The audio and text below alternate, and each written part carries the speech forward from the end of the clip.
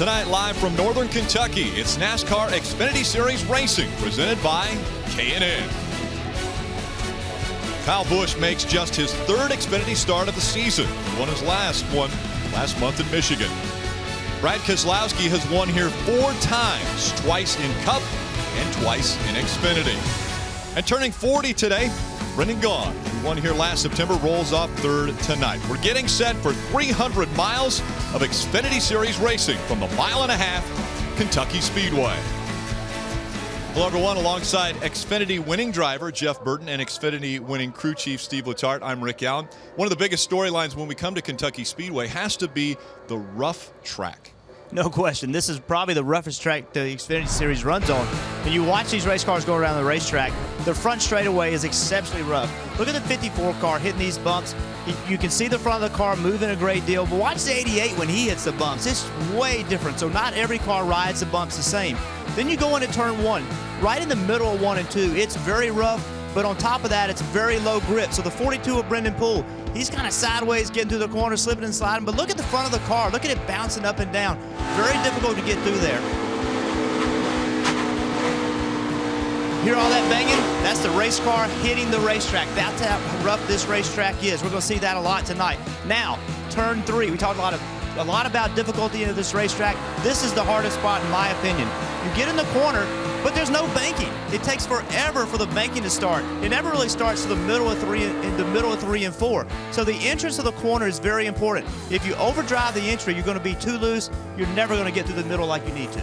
So there's just a few things, obviously, that we're going to be looking at as far as the track. One of the biggest things is they did not have a lot of time on the track for practice because of the inclement weather. Yeah, when you come to a tough racetrack, you want some practice to get your car right. These guys only got 70 minutes of practice this weekend. We have a great field of young, up-and-coming Xfinity stars, but we also have 4 Cup superstars in the field today. These 4 Cup drivers have 128 Xfinity wins combined between the 4 of them. I think with the limited practice and the tough racetrack, it's going to be a tall task for one of the Xfinity regulars to try to compete with one of these 4 greats. Okay, practice determined our starting lineup, and that means that J.J. Yaley is going to bring the field to the green flag tonight with Ty Dillon in the front row. So does that mean that they have an advantage for being up front with the Cup regulars that are obviously starting behind them? Hey, you have to start somewhere, and if I have where I want to start, I take the front row any day. Every time. So starting up front, obviously, is going to make a big difference here at Kentucky. Well, it's time to get things underway. It's time to go trackside for our opening ceremonies. Ladies and gentlemen, please rise and remove your hats as the Wright-Patterson Air Force Base Honor Guard presents our nation's colors. Remain standing as Larry Campbell of Kentucky Raceway Ministries offers tonight's invocation. Let's pray. Father, we come to you tonight once again thanking you for every blessing. Father, we thank you for a dry evening, and Lord, we just ask for a great race. Father, we just pray now that you might bless our country, and Lord, give us a safe time tonight, and Lord, bless Buddy Baker. Father, the news we've heard, NASCAR great, is with his illness. Lord, just watch over him, and we ask for a healing. In Jesus' name we pray, amen. Here to perform our national anthem, please welcome former lead vocalist for the United States Air Force Band of Flight, Technical Sergeant retired, Felita LaRock.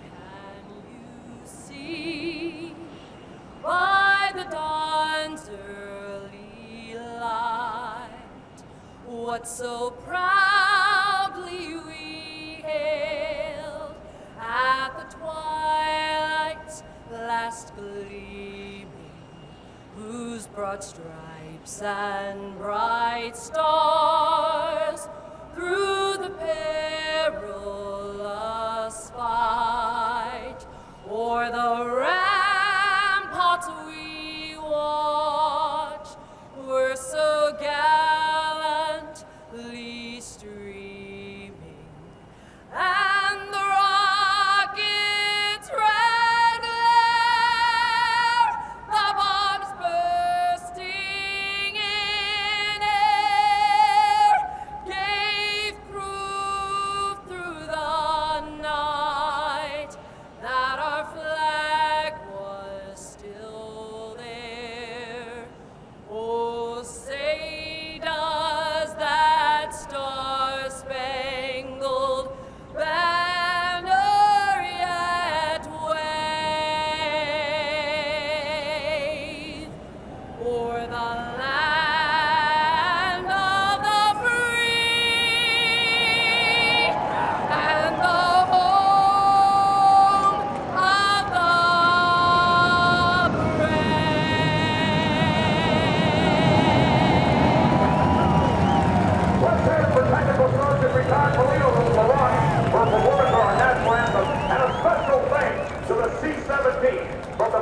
It's time for the drivers to climb in their cars. We're just minutes away from the command to fire engines. The flag's here.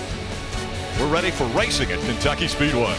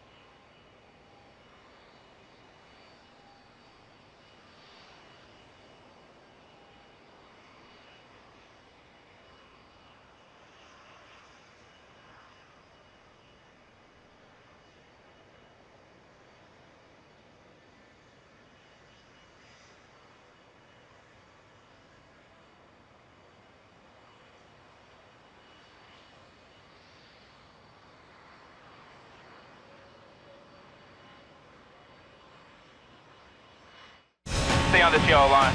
Last week, the NASCAR Xfinity Series was under the lights for a holiday weekend at Daytona. But it was the fireworks on the track that impacted the race outcome at this sport's legendary speedway. Up against the wall, Ryan Scott, the caution comes out again. Are you kidding me? Just 7 laps later, Austin Dillon was back in victory lane. While a third-place finish for Chase Elliott moved the defending series champion to second in points, behind Chris Buescher.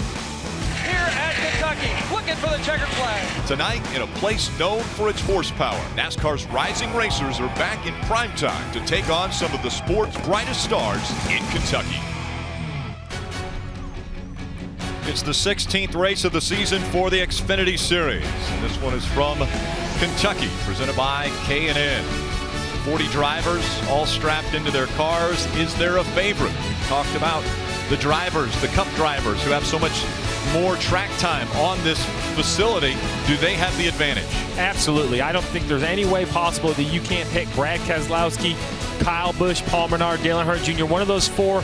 They just have so much more experience, and with a limited track time on a tricky, bumpy racetrack, I think that is going to give them a big advantage going into the race. I do too, but I think you got to keep your eyes on Eric Jones and Chase Elliott. They've shown the speed at times to be able to beat these guys. So I agree. I think the Cup guys are the favorite, but those two can keep up. And that's what I love about this series. What I love about this series is we have these great up-and-coming talents that are going to challenge these Cup regulars every track we go to. Even with limited track time, we have to keep an eye on them. Up-and-coming drivers like Eric Jones got his ride because he was able to outrun Kyle Busch.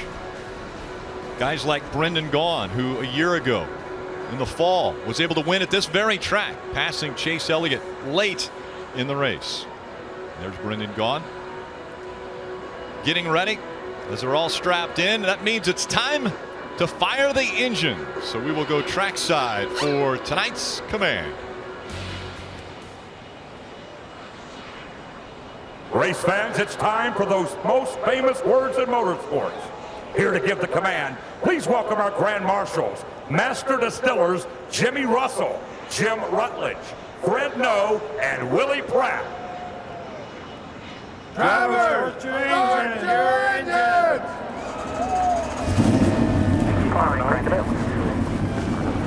Wheel focus, cross turn, we're good to go.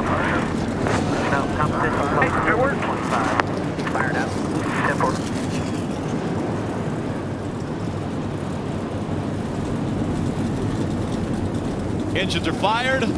Getting ready for 200 laps, 300 miles from Kentucky Speedway here on NBCSN.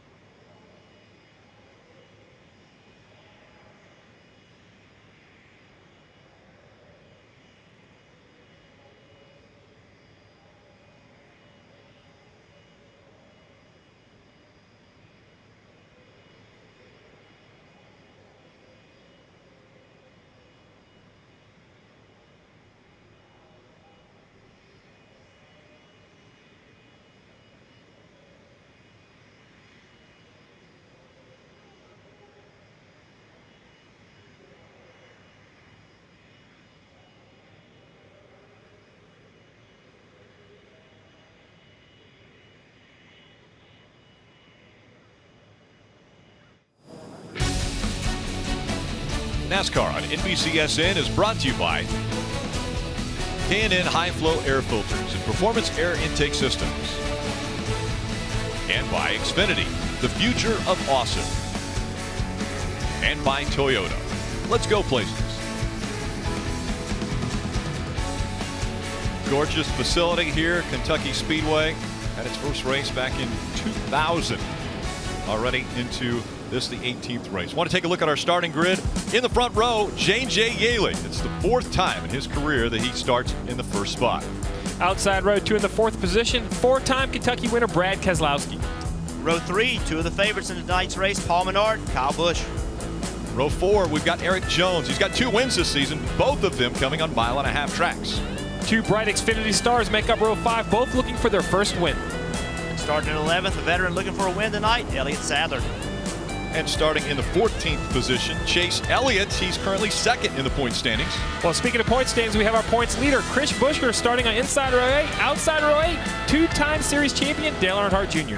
It is his birthday tonight. Brendan Gaughan will start in the 4th position. Let's see if we can chat with him, Jeff.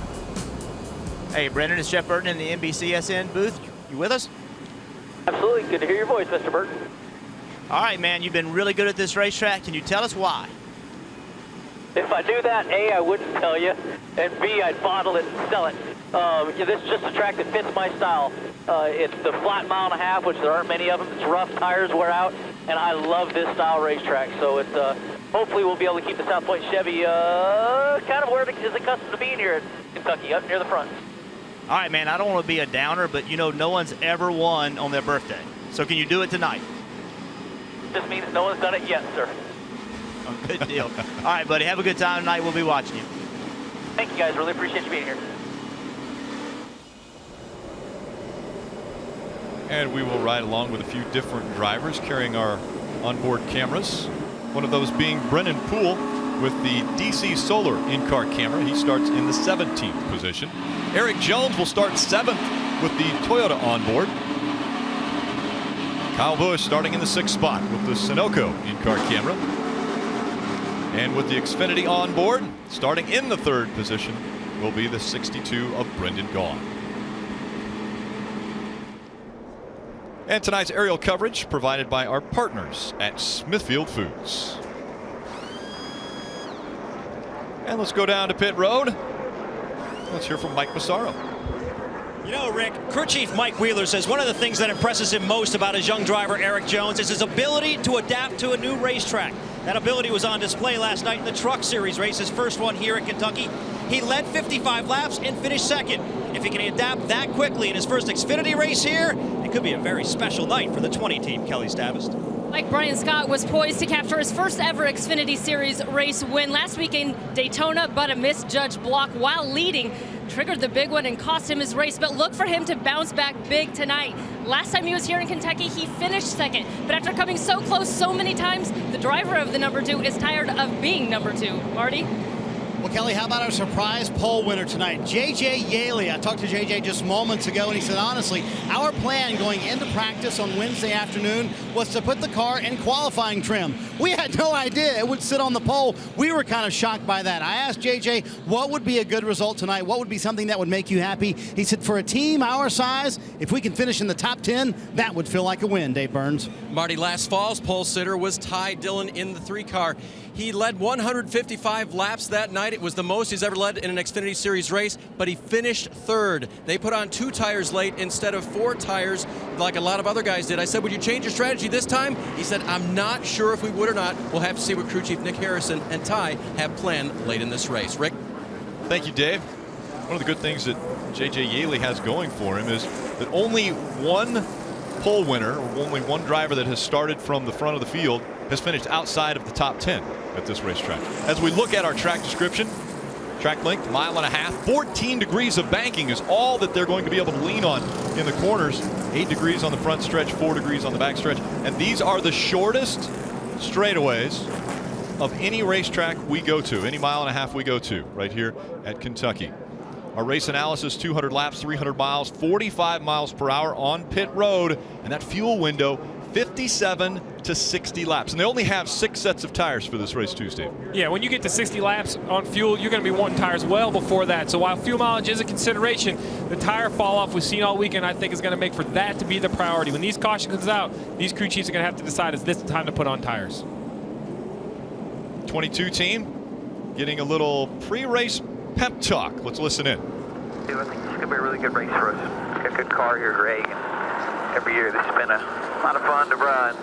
Like to get another Kentucky win. So, you know, they give you a jukebox if you win this race. That'd be really cool. How about that, a jukebox?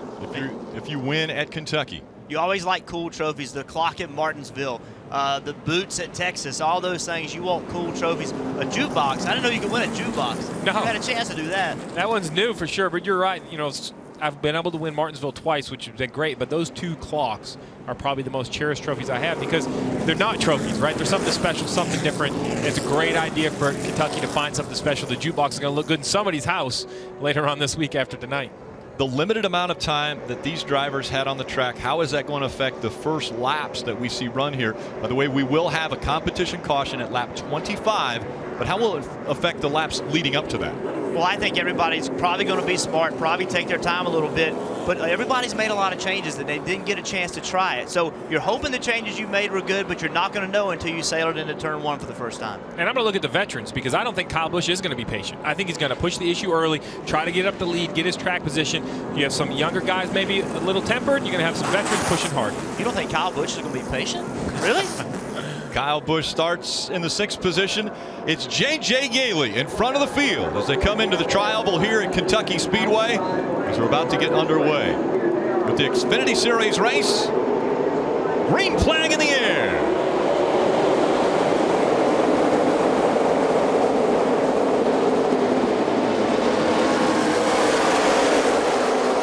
Already to the high line. Kyle Busch makes it 3 wide through 1 and 2.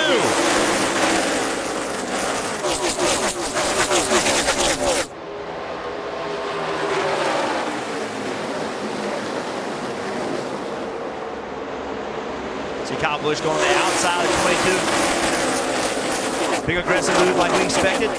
3 wide once again as they cross the stripe. He started 6th after the first lap. He's only made up 1 spot. He goes to 5th. Ty Dillon, Brendan Gaughan, J.J. Yaley, Paul Menard, Kyle Busch, Brad Keselowski, your top 6. You know, I think everybody was worried about J.J. Yeley starting on the outside, you know, because he doesn't typically have a fast car, but he hasn't held anybody up. He's held his position, done a good job. He's lost a couple spots, but that's still doing a good job. In the 3rd position now. Multiple lines around this racetrack. We're seeing Kyle Busch run all the way at the top of the groove. We're seeing guys run all the way down to the yellow line. We have a crash And here around off goes turn to 25. John West Townley sliding through the grass. Off the brakes. Turn your wheels to the left. Turn your wheels to the left and get going. Put it in 1st gear and try and roll. John West Townley running in the 19th position when he slid. And this is going to be the trouble with all the rain we've had here in Kentucky. This front stretch grass is very wet. Now put it in reverse and try it back up. Put it in reverse and try it back up. You hear the coach? That's a great job of coaching. Keep coming. Turn your wheels slightly to the left, slightly to the left. Keep looking out. Straighten it back up. Straighten it back up. Keep coming. That's a spotter talking to him, trying to help him get off here. If it ever stops, he might be in trouble. You see him trying to work himself back forward now. You got to get going or you're going to get lapped right here. There's nothing you can do, though. Slid coming out of turn 4. Great job by that spotter trying to help him with that. And here's the problem, is I know he's wanting to get out of the grass, but the safety vehicles have to wait until he's not under his own power, because at this point it'd be dangerous to go out there as he's still trying to move the car forward and backward. You kind of, at some point, have to throw the towel in and ask for help. Go forward just a little bit and then try back up again. Struggled with this same situation in our final practice. Came out of turn 4, sideways into the grass. Try back up again. And because of all of the rain that we've had over the past 3 days, the grass very wet, they won't want to take the tow truck into the grass. There for you, bud. They're going to pull you out of there. And you're hearing they're going to pull him out. So you see him coming out of turn 4. He's all by himself. Car gets loose, tries to stay with it, just can't keep up with the wheel, overcorrects, gets into the wall. Almost collects the 4 of Ross Chastain.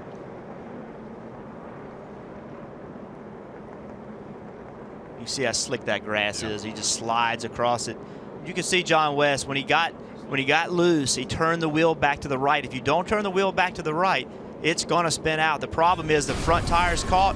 When the front tire's caught, turned him into the wall. And the track crew was able to push him out of the grass. Again, competition caution at lap 25.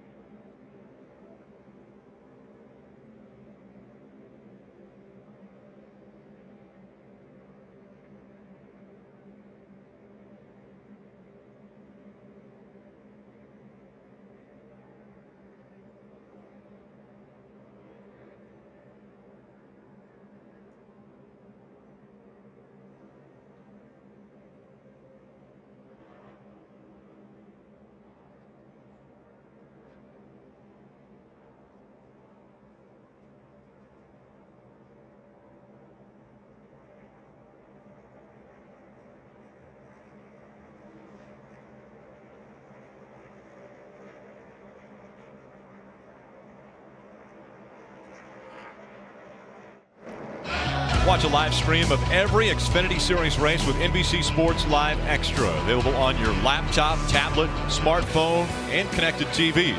NBC Sports Live Extra brings you closer to every race. Under our first caution of the night as John West Townley slid coming out of turn number 4 and into the grass in between pit road and the tri-oval. So we'll line them up 2 by 2 once again. They're not able to come to pit road and put fuel in their car. They could come to pit road, change tires if they needed to. We were listening in to our point leader on the radio moments ago. Here's what Chris Buescher had to say. Could be wrong, but it's probably because the track's wet through there. Slipping all over the place. Those are the things we talked about at the top of the show, though, about being patient and understanding what kind of track you have.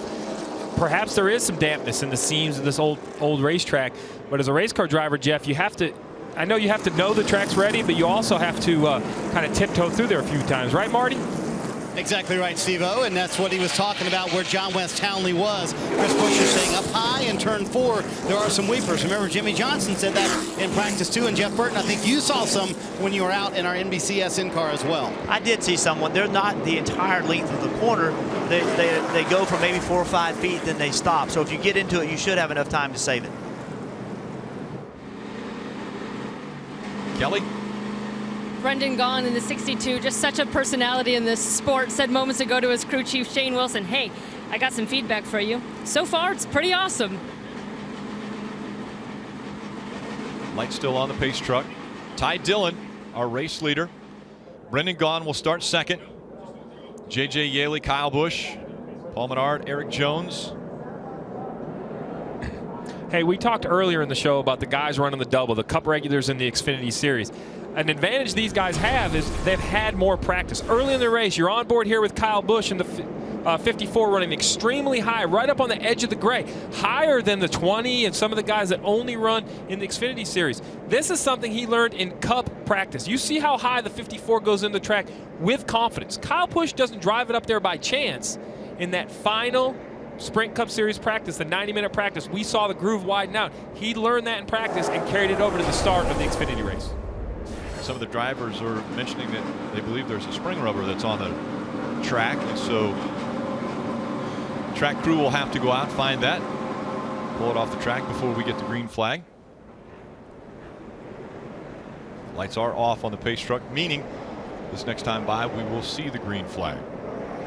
Now, if you're Ty Dillon starting this race on the outside, you have Kyle Busch behind you. You know that you're going to have to protect the top because Kyle will go around you on the outside. We've seen it tonight already, but we see it every week in the Xfinity cars especially. So you got to be willing, you got to be able to protect because you know he's going to be coming.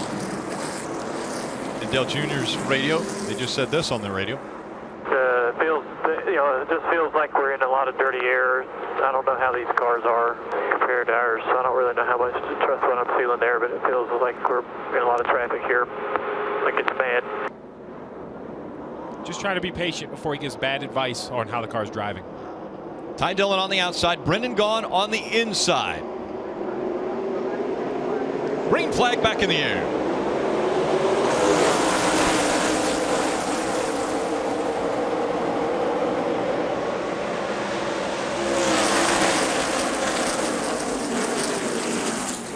Ty Dillon able to clear the 62 of Brendan Gaughan. And here comes that 54 of Kyle Busch.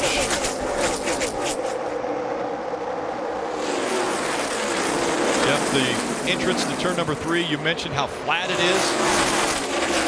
Very flat corners. As the tires get older, you're going to see these cars get looser and looser. Getting in the corners will become a big challenge. Battle for the second spot. Here comes Kyle Busch on the outside of Brendan Gaughan. Eric Jones is going to follow him. Jones getting by the 33 of Paul Menard. Saw Paul Menard get real loose underneath the 33. What I'm impressed most about the 54 of Kyle Busch is he enters the corner. He can enter in the top lane, but his car turns well enough that he has such a great run off the corner.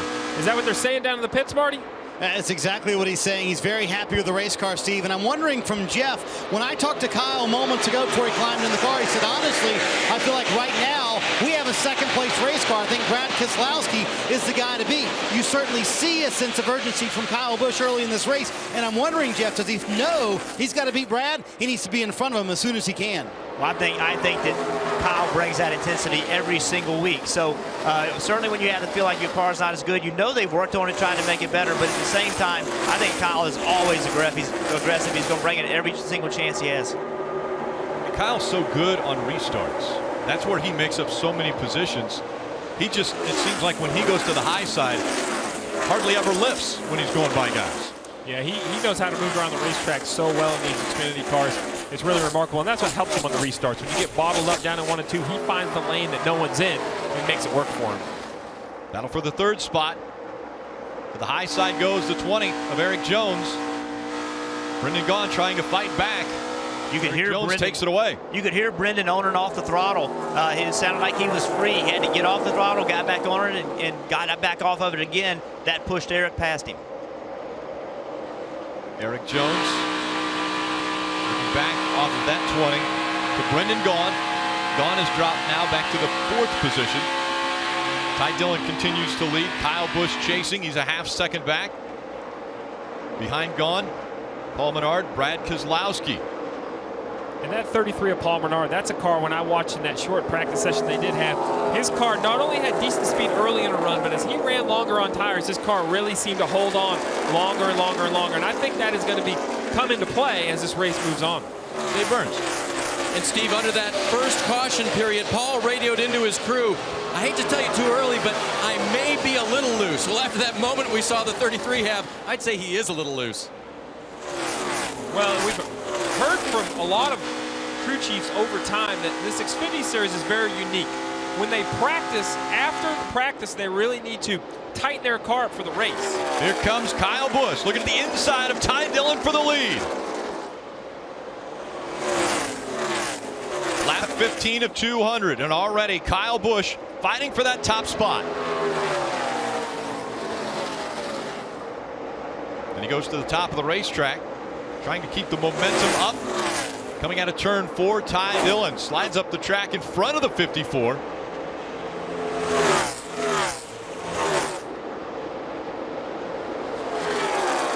Dillon able to hold off the hard charge of Kyle Busch, but now in 1 and 2. Here comes the momentum.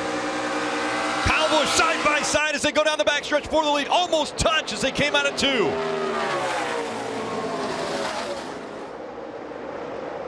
Kyle Busch will take the lead through 3 and 4.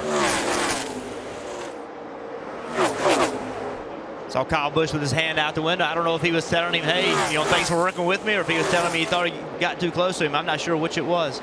Eric Jones now trying to take second away from Ty Dillon. You see the sparks coming out from the right side of that car, and bobbles and moves up the track, almost collecting the 3. We're going to talk about that a lot in turns 1 and 2. As those cars bounce, it's really easy to correct. You see, we talk about Paul Menard having a good car. He easily gets underneath the 62, running right around the bottom of the racetrack. I like to see that. That tells me his car's working good to be able to run that low all the way down on the yellow line. And there's not a lot of rubber down at the bottom of the racetrack. We see most of the rubber up at the high groove. Yeah, that's because most guys can't get there. There's not much rubber down there because you have to have a car that has great front tires. They have to work so well on corner entry because when these guys turn the wheel, it's hard to get all the way down to that yellow line without the car pushing. Keselowski, he's won twice in an Xfinity car here in Kentucky, and now he tries to go by the 62 of Brendan Gaughan and completes the pass.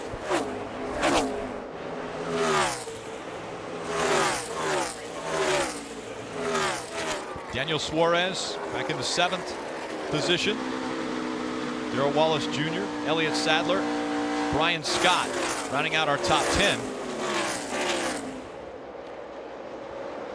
Eric Jones working by Ty Dillon now, so Jones chasing after the 54 of Kyle Busch. Ty Dillon fights back though to the inside of Eric Jones, trying to take that second spot back.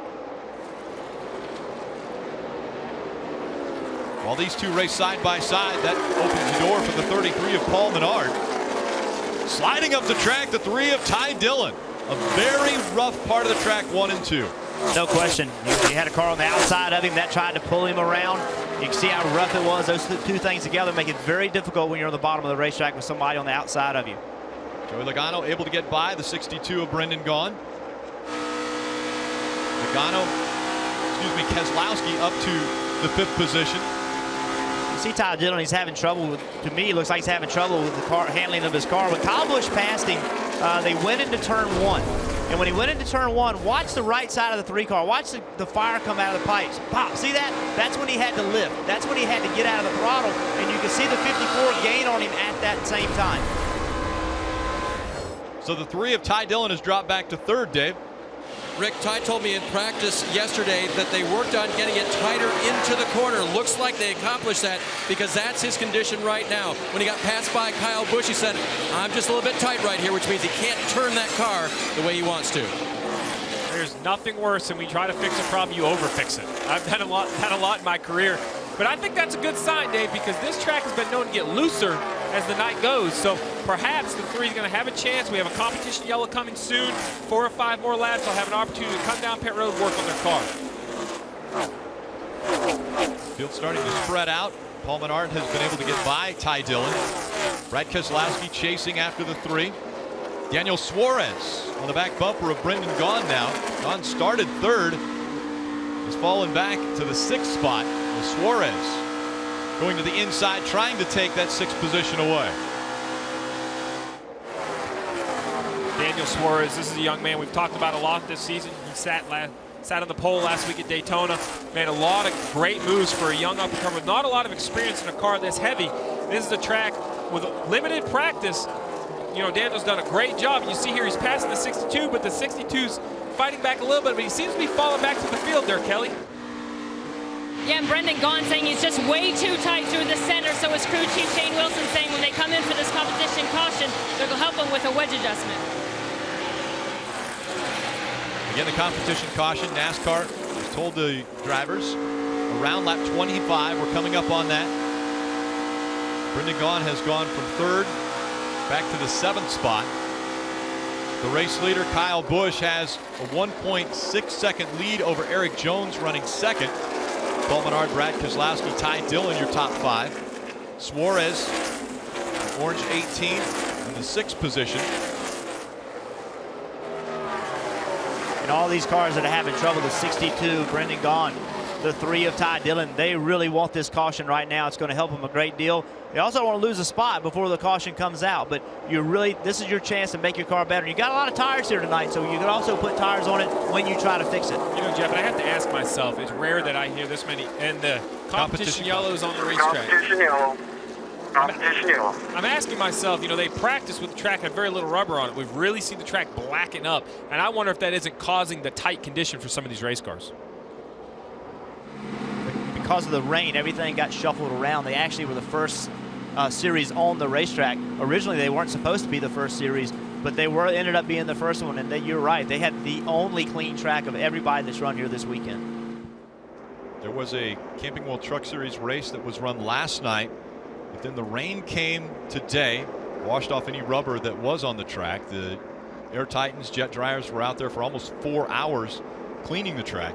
And you see here Kyle Busch, he's the leader, feeling good about his race car, but we heard he had that concern about the 22. The crew chief of the 54, he needs to understand the last 4 or 5 laps, and I'm sure he's watching. He's letting his driver know that 22 has showed some speed. It looks like he's gaining on us a little bit. One of the hardest things to do in racing is to adjust on your car when you're the leader. You have to stay in front of the racetrack. When you're out there leading, especially with a guy like Kyle Busch, you lead so much. You have to force yourself to continue to adjust your race car because the guys that are chasing you, they're working on theirs. So you have to continue to work on yours. Chris Gale, crew chief for the 54 car. He's won 3 times with 3 different drivers behind the wheel of that 54. Our top 10. Joe Gibbs Racing has 3 cars. RCR 4 cars. Penske 1. Roush 2. Junior Motorsports just outside the top 10 in the 11th spot. J.J. Yaley, who started up front of this race, has fallen back to the 18th position. as Kyle Busch will now lead the field onto pit road. We go now to Mike Massaro. Eric Jones radioed in to his crew chief Mike Wheeler saying he's real happy with his race car. His only concern, he may have scrubbed the wall off of turn number 4. Doesn't think he hurt it too much. The call for right side tires and Sunoco race fuel on the 20 machine. And the work is being completed right now on the right side, Marty. Kyle Busch, top right of your screen, rolling to his pit stall. He said it was really free early on in the run, but he wasn't very unhappy with it. But as longer they went, the car got a little bit tighter. He thinks that may be more the track than the car, Dave. Paul Menard needs to take off a little bit better. They will increase the air pressure in that right front tire. Only 2 for him. Brad Keselowski will take 4. His car was just a little bit on the loose side, and we'll see who wins the race off of pit road. It's going to be the 54 of Kyle Busch winning that race. Paul Menard, Eric Jones, Daniel Suarez, and Elliott Sadler. They're the top 5 off of pit road. When we come back, green flag.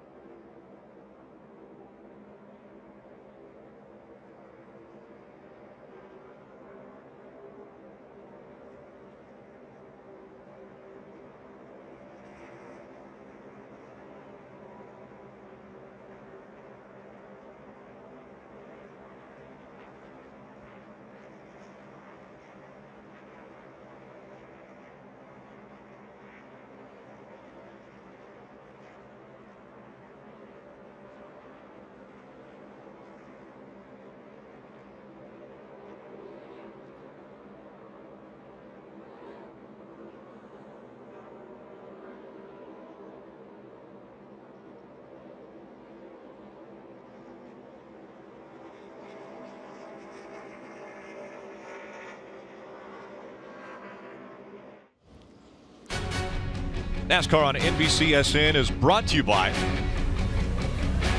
K&N High Flow Air Filters and Performance Air Intake Systems. And by XFINITY, the future of awesome. Don't miss a race. Visit nas.cr/race calendar to download the official 2015 season schedule. Get free race reminders and find out all your local broadcast information.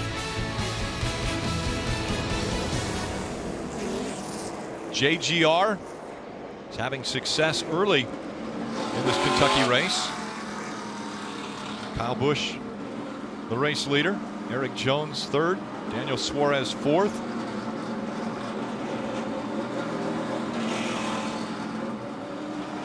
Pit strategy, we saw Brad Keselowski get 4 tires. He's the first one that came off pit road after getting 4 tires. He'll restart 6th.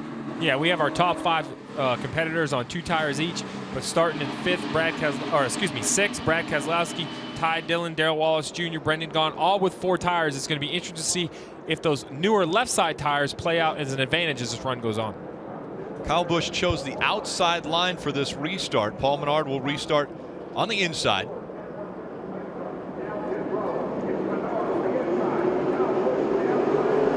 underway. Kyle Busch on the outside. Paul Menard on the inside. Elliott Sadler with help from Ty Dillon. Going to make it 3 wide as they go into turn 1.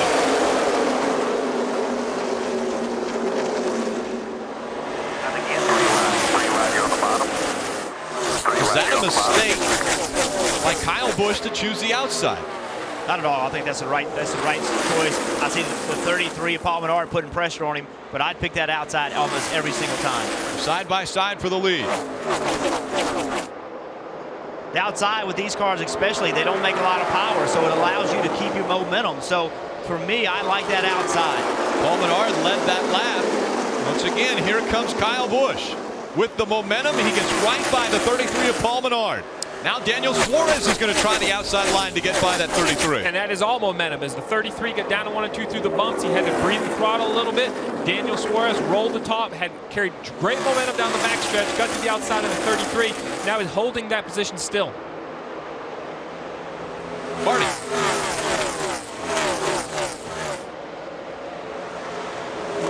Marty Snyder. And boys, a tip of the cap to Daniel Suarez. Hope they're running in second, trying to keep it from Paul Menard. No changes on that last stop, and they've been very good on the longer runs today. Chris Osborne is a spotter, and Chris Osborne knows what he's talking about. He's also Matt Kenseth's spotter. In that restart, he said, Daniel, I want you to keep your eyes focused forward. Don't worry about the mirror, just worry about going forward. I'll worry about what's behind you.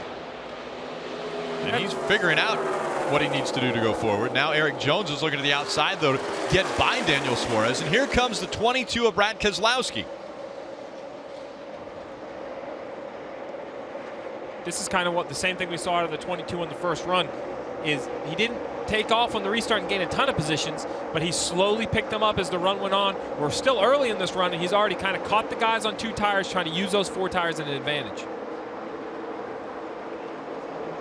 When will the 4 tires show themselves? When will it work out for Brad Keselowski? Well, you know, that's what the crew chiefs need to pay attention to, because this is a great test. This is 2 versus 4 with very good cars. Big bobble there out of the 18 of Suarez. Going to cost him a couple positions, and Brad is instantly going to attack the 20, try to get on the inside of him, heading into turn 3. But what the crew chiefs are trying to do here is you have the 54 on 2, the 22 on 4. How long does it take is a great question, because now you know at the end of the race, 10 to go, 20 to go, 30 to go, 40 to go. That will help you decide whether you need 2 or 4 tires. In most mile and a halves, it's kind of a no-brainer. You put on 2 and you get that track position, but the difference in this mile and a half is that it's slick, it eats the tires up. So we've seen this race lost late in the race many times, somebody coming in and putting 2 tires on instead of 4 and getting beaten by 4 tires. Brad Keselowski restarted 6th. He's up to 4th. Now to the inside of Eric Jones, trying to take 3rd away. Kyle Busch, the race leader. Paul Menard running 2nd. Keselowski to 3rd. Eric Jones, Daniel Suarez, your top 5. You can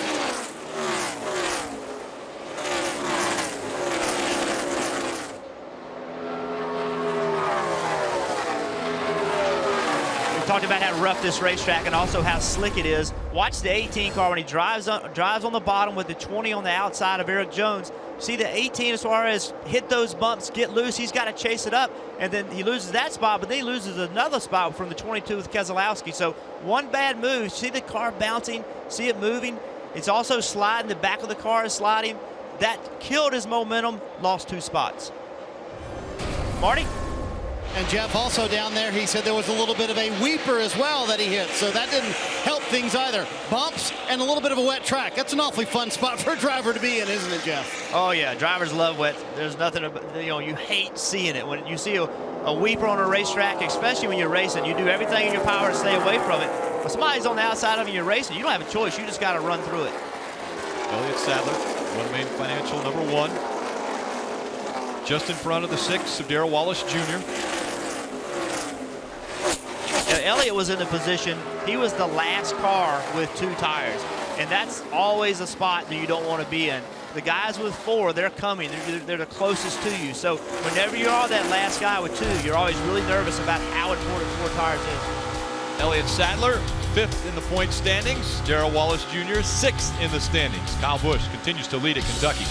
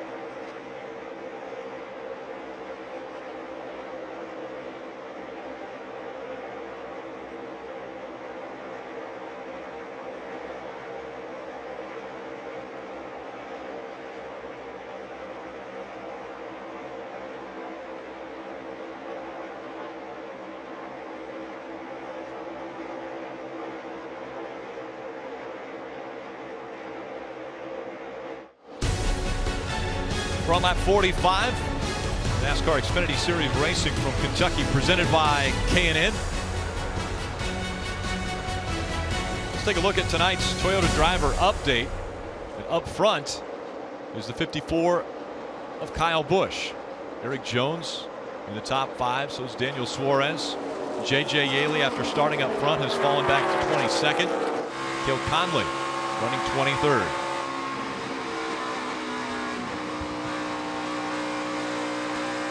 Kyle Busch has about a 0.4 of a second lead over Paul Menard, but that gap is slowly closing. Brad Keselowski, Eric Jones, Daniel Suarez, the top 5. It's like Paul Menard's had enough speed to run with Kyle, and actually running down a little bit. He gets about 4 or 5 car lengths behind him, and he just can't close the gap.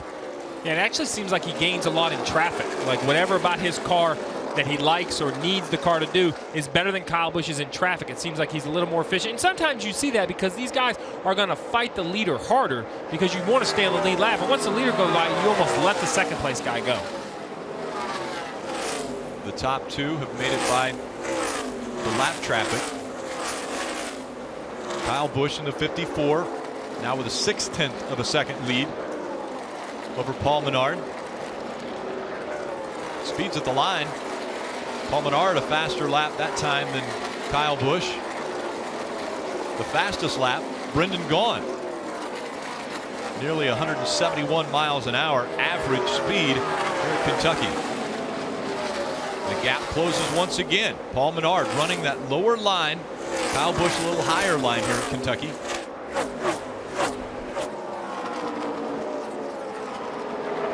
And now Kyle Busch trying to put Peyton Sellers a lap down, the 97.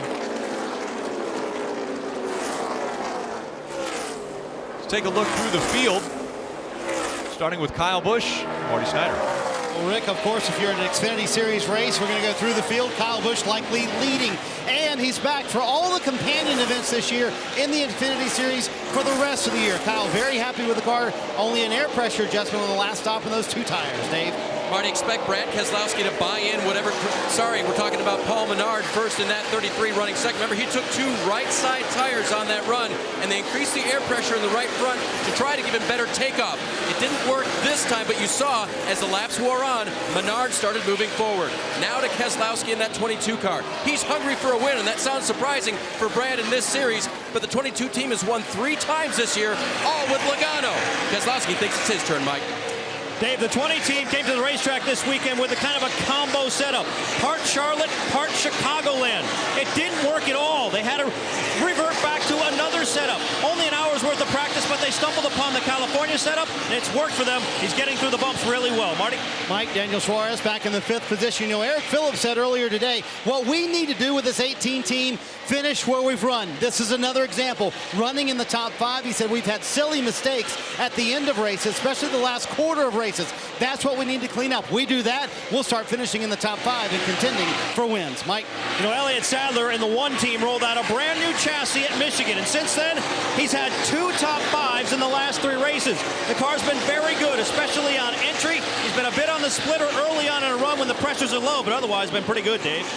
Mike, it's been 9 races since Ty Dillon had a top 5 in the 3 car. That was at Bristol. It was a 5th place finish. If they're going to get there tonight, they're going to have to keep working on that race car. Right now, it's tight again, and Ty said to his crew, if I drive any harder, I just push the middle. He's been searching for a line, including the low one, maybe to get by Sadler. Darrell Wallace Jr. started 8th, is 8th again. This is his Xfinity debut here at Kentucky. He said the car is awful free, no grip in turns 1 and 2. He needs more front grip and lateral grip. Behind him, Brendan Gaughan. He's got 2 big milestones today, his 40th birthday and his 400th NASCAR start between the 3 major series. He's been tight through center early in this race. They made some adjustments that have helped him out.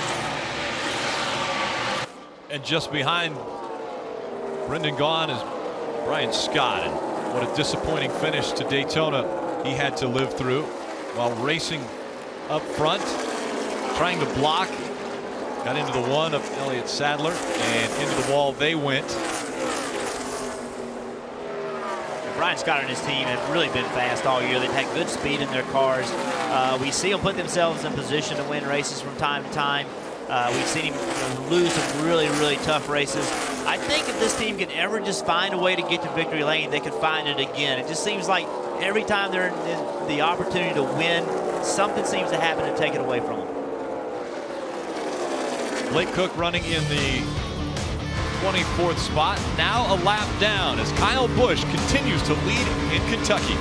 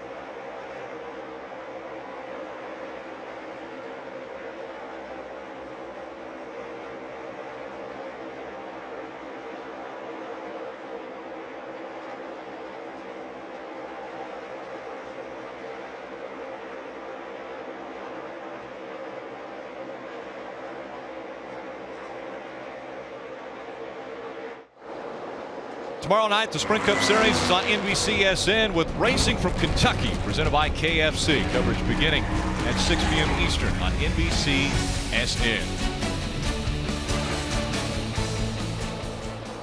Kyle, the race leader, has a 1.8-second lead on Paul Menard, but there are some big names outside the top 10. Case in point, Chase Elliott running in the 11th spot. Yeah, Chase Elliott, a junior motorsports car that, really none of the junior motorsports cars tonight have shown much speed. They've all struggled a little bit. Even in practice we saw them. They didn't look like they went through the bumps very well. It's been a struggle for them since they unloaded off the trailer. Just behind him, Regan Smith. His best finish at Kentucky in the Xfinity Series is a 5th. Yeah, and it's really surprising. We were listening to the 9 and the 88. They're all complaining, or they're complaining their cars are very, very free. The 7 of Regan Smith, he is complaining really, really tight. So it's a concern when you have a great battle here for second. Brad Keselowski and those 4 tires must start to be paying off. He's run the 33 down for second. Takes it away from Paul Menard. So Brad Keselowski will now try to chase down Kyle Busch. He's got a 2.2-second lead on Keselowski. Yeah, you asked earlier, Rick, how long it was going to take 4 tires to pay off. It's been so long into a run. I don't know if you can contribute this to 4 tires or if perhaps the 22 just hasn't been a long run car. Yeah, we were talking about junior motorsports in the 7 and how tight he was. We look at Dale Earnhardt Jr. He doesn't run a tremendous amount of Xfinity nowadays. This is a very odd track to run. It's very hard to get a hold of, but he is complaining super, super loud. You see right there a big slide with the back of the 88 car. He just is too free to get any power down. It looks like to have any comfort in that car. Just behind him, Brennan Poole started this race in 17th. He's only made up 3 positions. He's currently in the 14th spot. Brendan is a great guy. I spent some time with him on the phone before he goes to a couple of these racetracks. He just called and got my opinion on some of these racetracks. He splits this ride with Kyle Larson.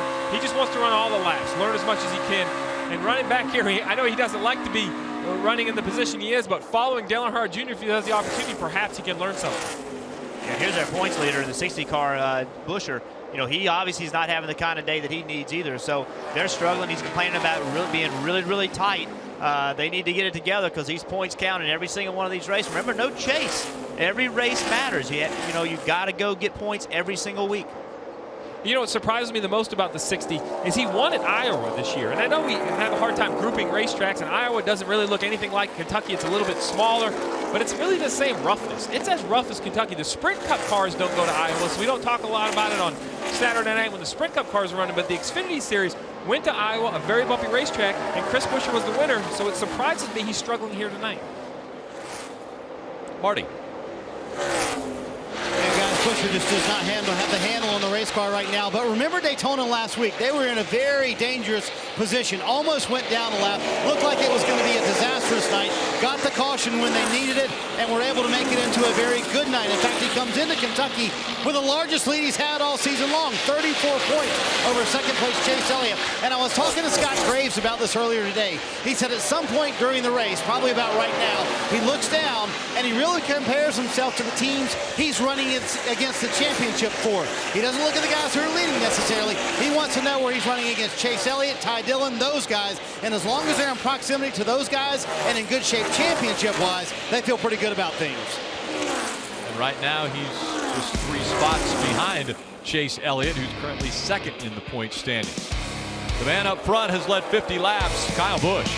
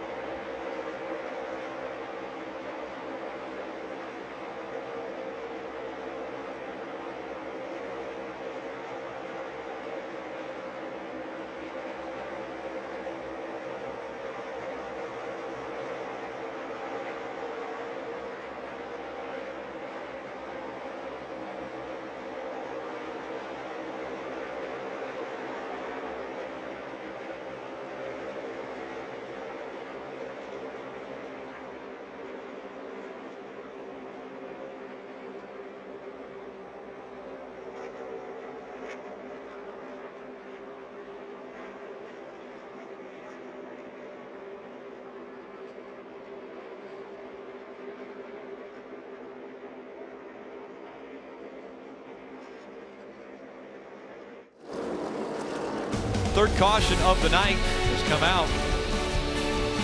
Ryan Sieg in the 39 got sideways coming out of turn number 4. Was able to catch it, but a lot of smoke coming out of 4. Let's take another look at what happened. You can You see him up high. Not way too high, there, Goose. A little bit high. The thing just came around on him. Stayed wide open in the gas. That made the car not back up and get into the wall. Saw the right front tire blow right there. Essentially drove it on pit road. How about this perspective from Eric Jones? He's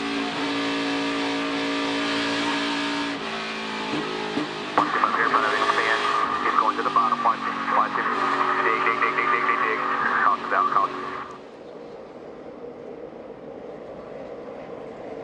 As you mentioned, the right front tire blowing for Ryan Sieg. He makes it onto pit road.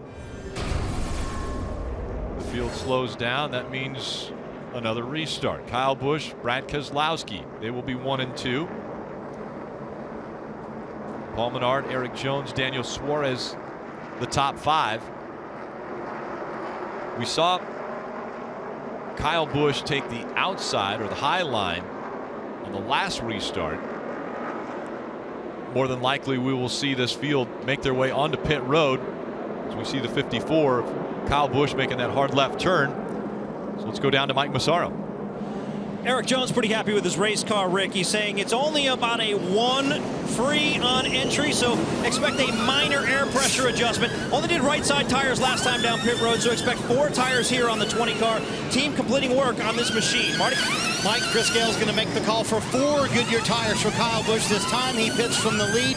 Kyle said the car started out tighter this run, stayed mostly snug during the run, a very small air pressure adjustment because Gale thinks the track is going to loosen up, Dave. 4 Goodyear tires, Sunoco fuel for Paul Menard, just a little bit loose, but not much of a change needed. 4 tires for Keselowski, again in the 22, just a little bit tight down on the track bar, plus a piece of tape on the front as they head off pit road. Kelly. The crew's still going to work here on the 2 car of Brian Scott. Earlier in the race, he had said the carburetor is hesitating in the corners, and just now he was saying, I'm wide open most of the way around here. There's no in-between throttle. I'm either on the gas or off it, and it's getting worse, so they're trying to get to the root of the issue. And that's a carburetor sitting there on the ground. The race off pit road won by Kyle Busch. Brad Keselowski coming off second. They'll be 1 and 2 on the restart.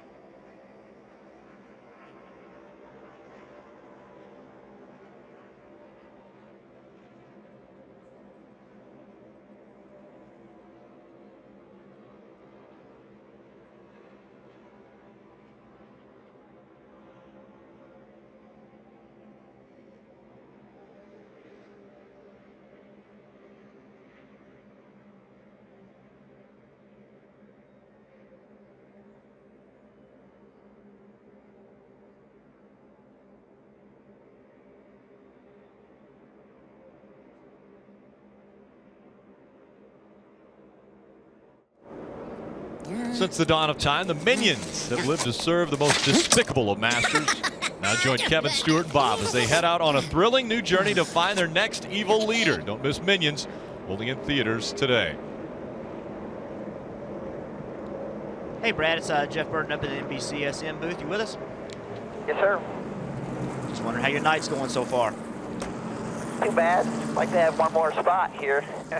But more lights or no, I'm in the discount tire for it today. Been pretty good. Got a lot of long run speed, need a little short run speed. So Greg Irwin and the team are working on it. We're gonna have something for him here when it gets to the end.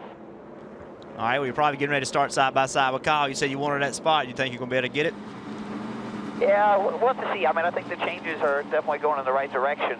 Track's kind of coming to me a little bit too, so it'll be hard to get it right here on the actual restart, but I think when we get sorted out, I feel like I can.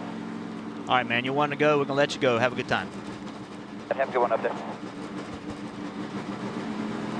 Kyle Busch once again chooses the outside line. We'll take a look at our race recap. It only took 16 laps for Kyle Busch to challenge Ty Dillon for the lead. Took it away. He's led 60 laps already tonight. A rough racetrack. Bumpy ride here in Kentucky. See Suarez on the bottom, 20 car there, sliding around. See the 54 on the bumps. See how still, even though they smooth it out, how rough it is right there. And look at Kyle Busch. Look how much he's moving around inside of this car.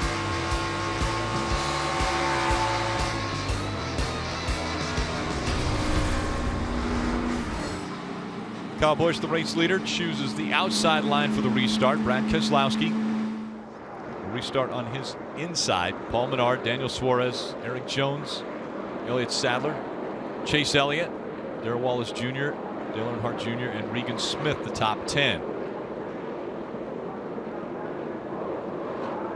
On the last restart, it took Kyle Busch over a lap to secure the lead.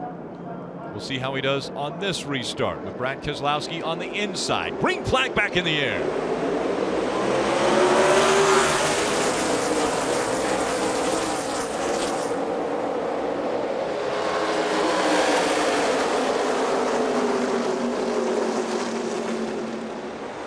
Both Keselowski and Kyle Busch both taking 4 tires on the most recent pit stop, and they fight into turn number 3. Keselowski on the bottom, Kyle Busch on the high side. Keselowski with the advantage as they come out of turn 4. This is where Kyle Busch kept the momentum up and was able to take the lead away on the last restart. Can he do it through 1 and 2? It's so hard on the bottom. You have to turn your car harder because it's tighter radius on the bottom. You get tight, you get free. It's just a big disadvantage to be on the bottom of the racetrack. Talk about school and lesson. You look back behind these 3 and you have the 18 and Daniel Suarez. I can't think of a better 3 to be following than Kyle Busch, Brad Keselowski, and Paul Menard. Dale Earnhardt Jr. in the 88 up the racetrack, but here comes Brad Keselowski. Takes the lead back as they cross the stripe. And the caution has come out.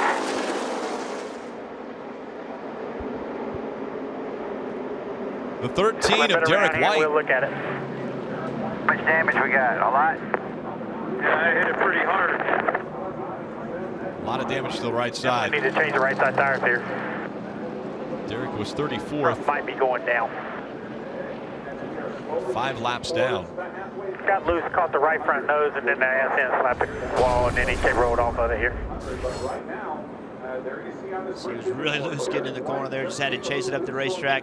Hard impact. That car's got a lot of damage. Look at all the debris flying off of it. Here he is way high getting in the corner. Once you get that high, you know, you're kind of in no man's land. The car starts coming around. The only reason it didn't spin is because the wall was there to catch him, but they just destroyed the race car. J.J. Yaley, the pole sitter, will get the free pass, so he will be back on the lead lap. That will put 18 cars on the lead lap. It was a 42-lap green flag run that put a lot of these cars a lap down, including that 13. Brad was able to clear Kyle for the lead. So Brad's going to have his choice of lane getting into turn 1 on this restart. So, you know, that's a battle in the middle of the race where you say, well, it's not for the lead, but guess what? Being able to restart where you want can put you in the position the rest of the night to try to win this race. So that pass can have a huge part of who wins this race. You know, another thing I'm looking at, even with 120 to go, you got to always think about pit windows and strategy and fuel options. If I was a leader or anyone in the top 10, I would have to stay out and keep my track position. But the back half of the top 10, you look at, you know, Ty Dillon, Chris Buescher in 10th, Regan Smith in 12th. Perhaps they could come in here and top off fuel and try to flip a strategy to give themselves an opportunity later in the race.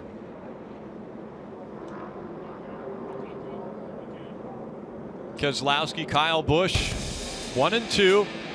Keselowski, which lane will he choose for the restart? We'll let you know when we come back.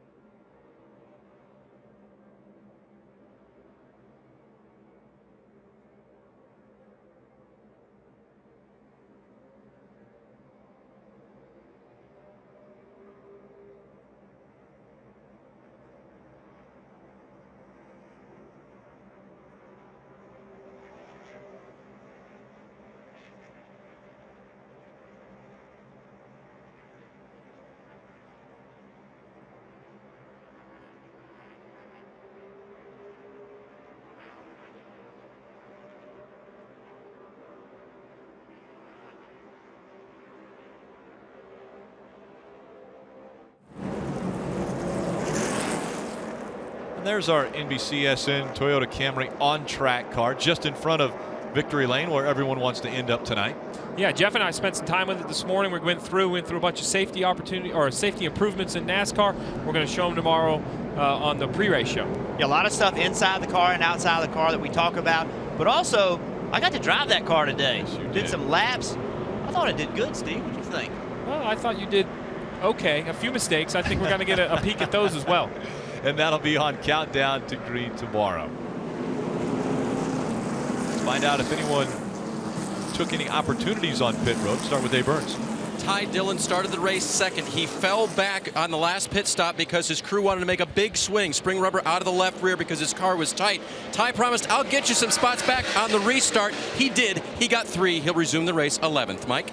On the most recent pit stop, Elliott Sadler was very specific about what he wanted and what he did not want done to that race car. He wanted Phil Gould to concentrate on the exit and the entry, said do not raise the track bar anymore. So instead, Gould went down. Kelly?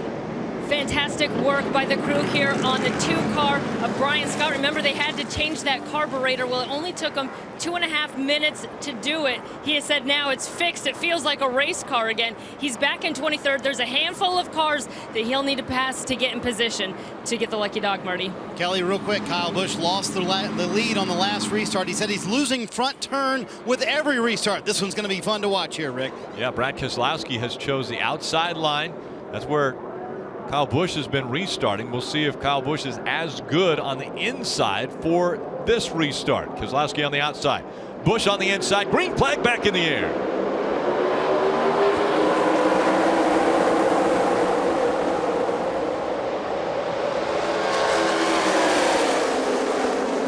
Keselowski almost pushing the 54 of Kyle Busch down the track as they go into turn 1 and into 2.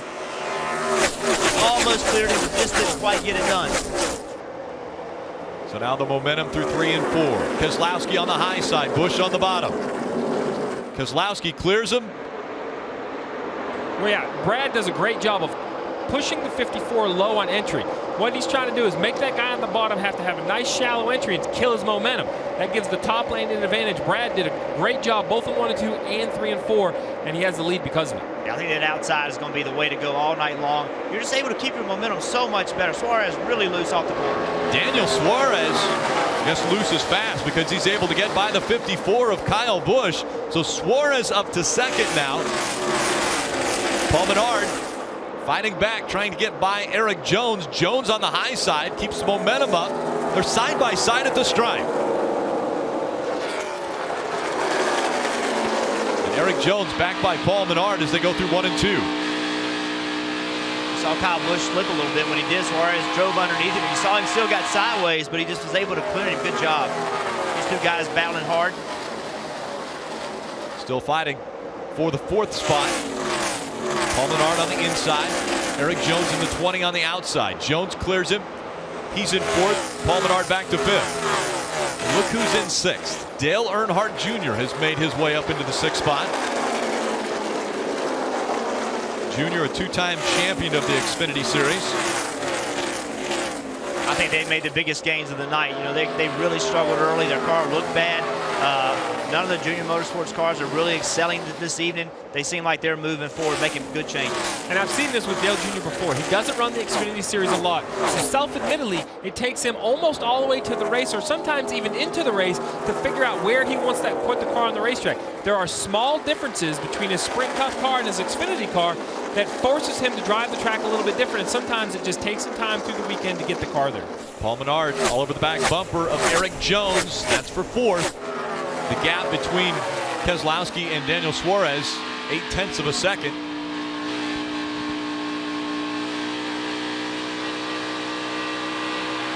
As we ride along with Eric Jones, you could hear him just feathering that throttle, getting through 3 and 4.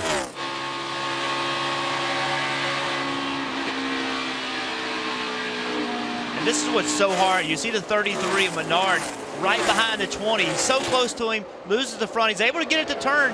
Now he tries to get right to the quarter panel, slow the 20 down with that drag, clear him getting into 3. Great pass for the 33 of Paul Menard. See Eric Jones in the car. He's not having to move the wheel a whole lot. That's always a good sign. You don't like to get past. There's probably steam coming out of the top of that helmet right now. That always makes you mad. But, you know, he looks good. Car looks good, looks smooth, getting to the corner right here in turn 1. Not a lot of wheel input. Looks like the car is doing pretty well. It just doesn't quite have the pace of Menard in the 33. Fastest lap last time by, turned by Brad Keselowski. Daniel Suarez running 2nd, Kyle Busch 3rd, Paul Menard and Eric Jones your top 5. There's the gap between 2nd, 3rd, and 4th. Kyle Busch, after leading 62 laps, now running in the 3rd position.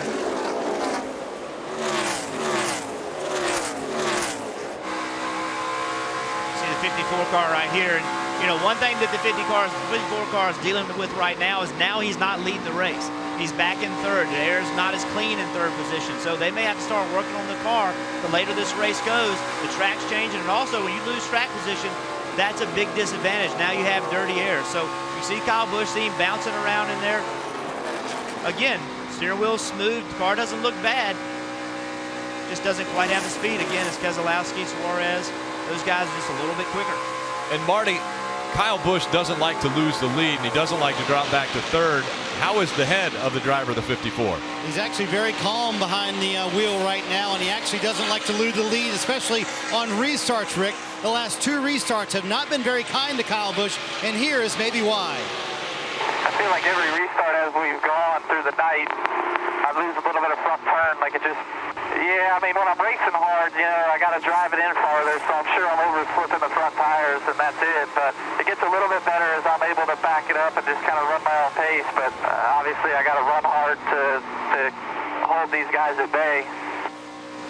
Saw him do his best on that last restart to get around Brad Keselowski. Now he's falling back to third. Right now, he says it's about a 3 or 4 tight on a 10 scale. So the car just a little bit tight. And again, Kyle very calm behind the wheel. Look at that battle for the position on the track, Rick. Battle for the 6th spot. Dale Earnhardt Jr. and Darrell Wallace Jr. Darrell Wallace Jr. has the 6th position. And Dale Earnhardt Jr. going the wrong direction now as he wobbles. And Elliott Sadler is able to get to the inside and take that spot away. Here comes Ty Dillon in the 3. Dale Earnhardt Jr. running a little bit higher line now. Sometimes on older tires is when those handling issues start to really show themselves. We saw the 88. We thought he was making gains in the right position in the right time of the race, but now he's starting to fall back a little bit. Again, those older tires just don't have the grip of newer tires. Problems he had early are still there. Surprisingly, this is the first time Dale Earnhardt Jr. has ever run in the Xfinity Series at Kentucky. Here comes Kyle Busch to the outside of the 18 of Daniel Suarez. This is for second. Suarez to the bottom of the track. Kyle Busch so good on the high side. We'll see if he's able to clear him. And going into turn number 1, he clears Daniel Suarez with ease. So they have to start thinking about now what adjustments they need to make to that 54 car of Kyle Busch to help him on the restarts. Because obviously he has a very good car, but he's talking about not having a front turn. The front tires aren't working well enough, so the crew chief has to go through the list. Are we on the splitter? With the air pressure go low on the front tires, are we dragging the splitter too much, not making it work? What can they do to this race car to be as fast on the fresh tires as they are on old tires? And you heard him. The problem is when he tries to push the car really hard. When he's out there by himself, he can run his own pace. He can find a place where his car is the best. But when you're on a restart and you got guys all around you, you got to go fast all the way around the racetrack. So when he's trying to do that, the front tires just won't work for him. But if I have Kyle Busch, I want to work on it because his strengths are the restarts. Let's give him a car that he can do that with. He fell back to third, but now battled back to second. Still chasing Brad Keselowski.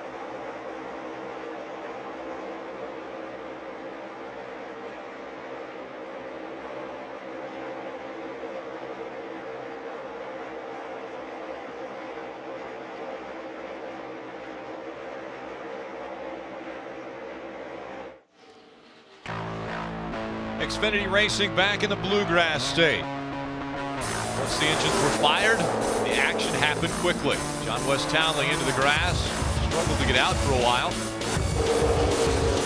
Ryan Seat got sideways. And now we've completed 104 of the 200 scheduled laps. Let's see who's on the move. Brought to you by K&N. Peyton Sellers, 11 spots, starting in the 34th position up to 23rd. David Starr, Daniel Suarez. Suarez currently running in that 3rd position. He's made up 7 spots since the start of this race.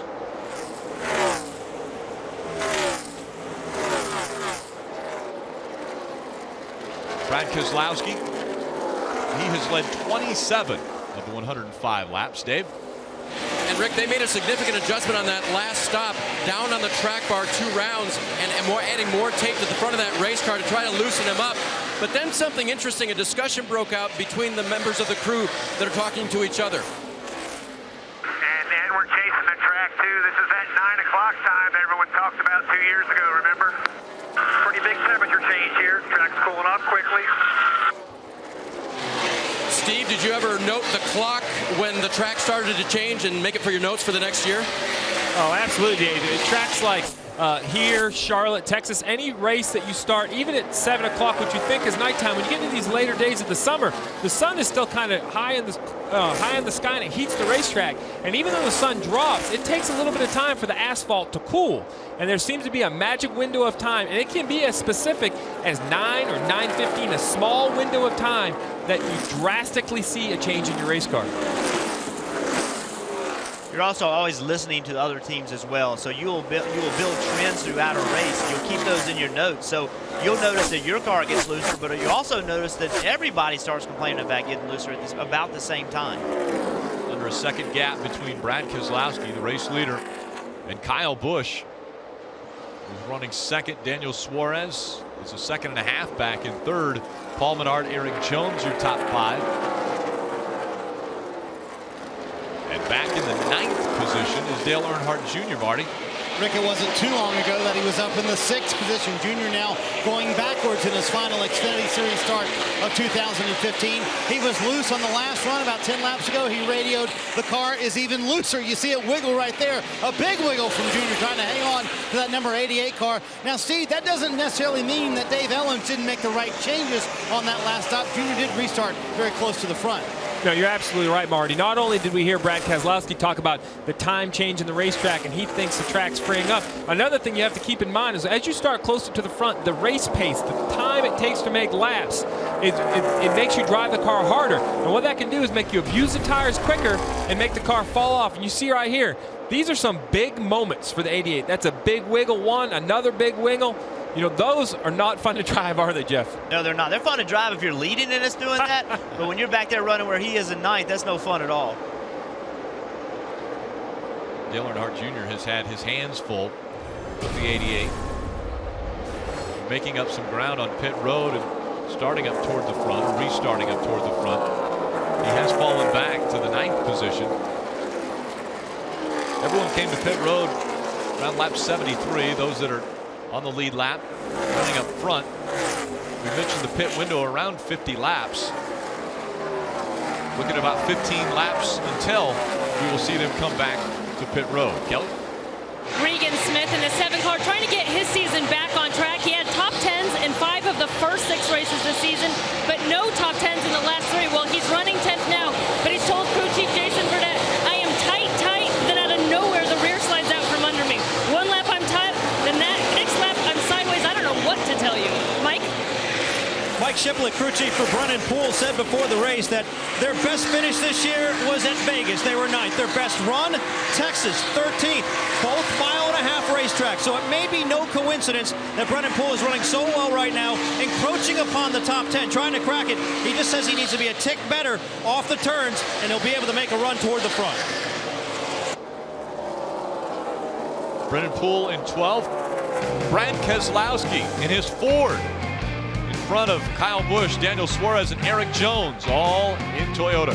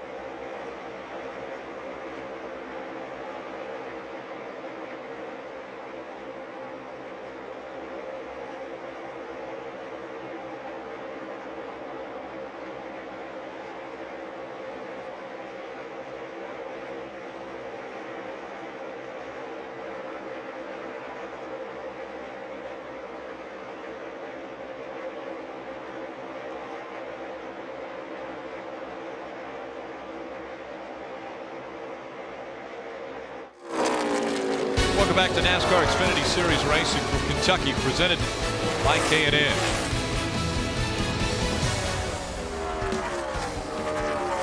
And let's see who's topping the Xfinity speed charts. Brad Keselowski continues to lead. His fastest lap on lap 86.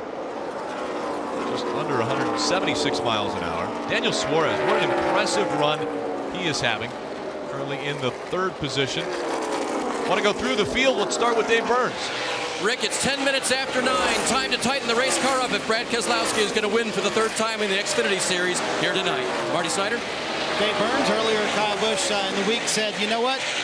I came back and I won in my first Xfinity Series race back at Michigan. I guess that guarantees me a job for a couple of more weeks. Earlier we told you Kyle was a little too tight. Now he's a little too free off. They'll pit about lap 130. His teammate Daniel Suarez right behind him, a little loose in, loose off early in the run. They told him over the radio, you don't have to do a thing different. You're doing an excellent job right now running in 3rd. Mike? Marty, in practice, Eric Jones was especially strong on long runs. That's been the case again tonight. The car's been starting off free, then it gets tight. He says it takes about 20 laps before it gets a little bit better. Mike, the 33 of Paul Menard is loose in, loose off, and tight in the middle. Crew Chief Danny Stockman says, I can fix the in and off. I think the middle's going to come to us. Mike? Elliott Sadler has been battling the car, especially on entry and exit. However, he said as the temperatures cool, the track is changing. It's making the handling a little bit better. He likes his car right now. Darrell Wallace Jr. in 7th has been solid on these mile-and-a-half tracks. 4 of his 5 top 10s this season have come on them right now, though he's saying he needs more front grip. Ty Dillon got 3 more spots on that restart. He's all the way up to 8th. He wants the track bar down the next time, maybe a little more turn for him, but he wants to keep that stability. Late exit in the 3 car. Dave, earlier we showed you Dale Earnhardt Jr. just how loose he was. The car is still very loose. In fact, he said, I'm all over the place for the right front and the right rear. Dale Earnhardt Jr. back there in the 9th position. But now as lap time started to come back, he's running almost as fast as the leader, Kelly. Regan Smith continues to struggle with the handling of his 7 car. He just reported, I'm tight and then out of control sideways. It's like a light switch, but he's still hanging on to that 10th position. Kelly, our championship leader, Chris Buescher, back in the 11th position right now. The car really tight in the center. The concern, though, he started to feel a vibration down the straightaway, so they're a little bit worried about that.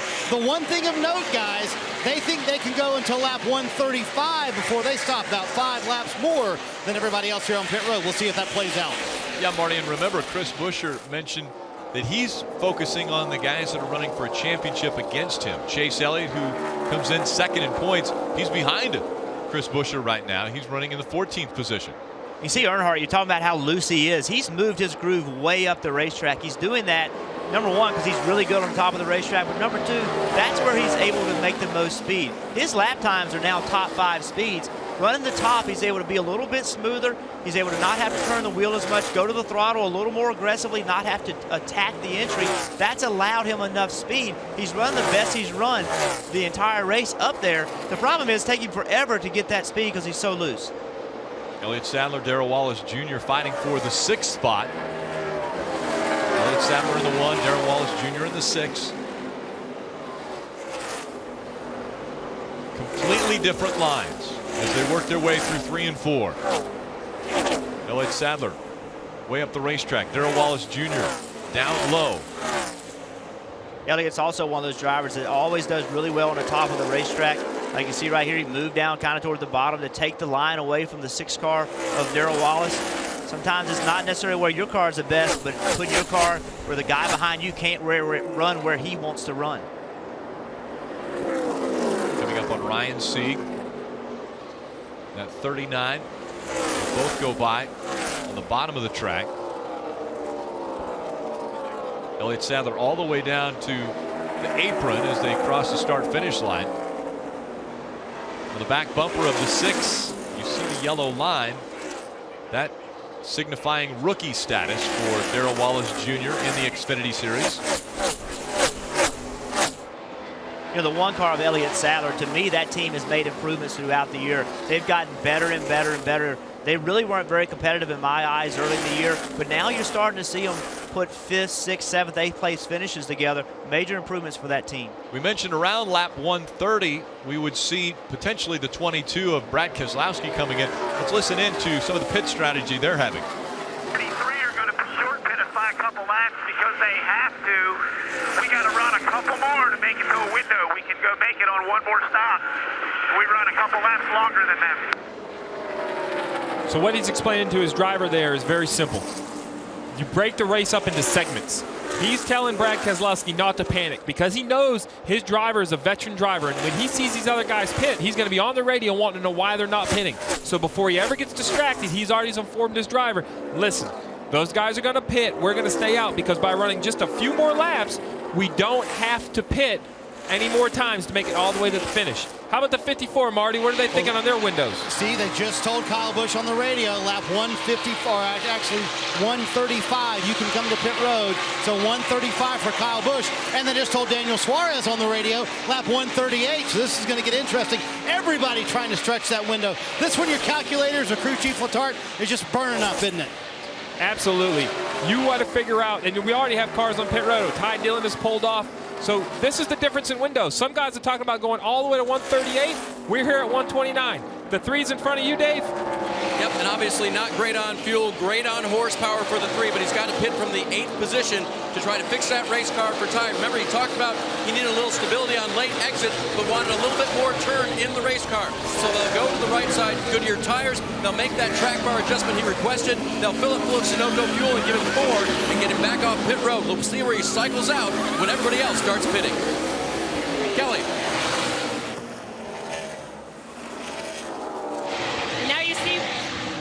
Brendan Gaughan making his way down pit road. He said, I want to arc it more in the turns. They're going to give him 4 Goodyear tires, make an air pressure adjustment and a wedge adjustment here on the 62 to help Brendan Gaughan out here on his 400th NASCAR career start. And on his 40th birthday, Brad Keselowski, after completing 131 laps, the race leader. More cars peeling off of the track and making their way onto pit road, the 7 and the 88. Kelly. About how unpredictable it's been for Regan Smith. He said it's tight and then loose, just completely unpredictable. Didn't know what to tell him, but we see the adjustment and he gets 4 tires, Marty. Kelly, the JRM cars pitting together. The boss man, Dale Earnhardt Jr. was right in front of Regan Smith. Now you see the left side tires going on. It's 4 tires, air pressure, and a wedge adjustment, trying to tighten that car up just a little bit, Mike.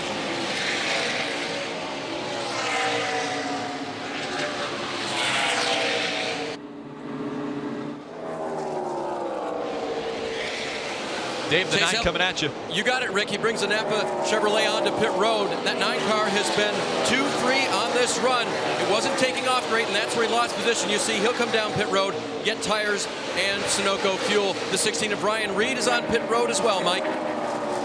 Ryan Reed pretty happy with his race car. They're going to make a 4-tire change here and an air pressure adjustment. He's away.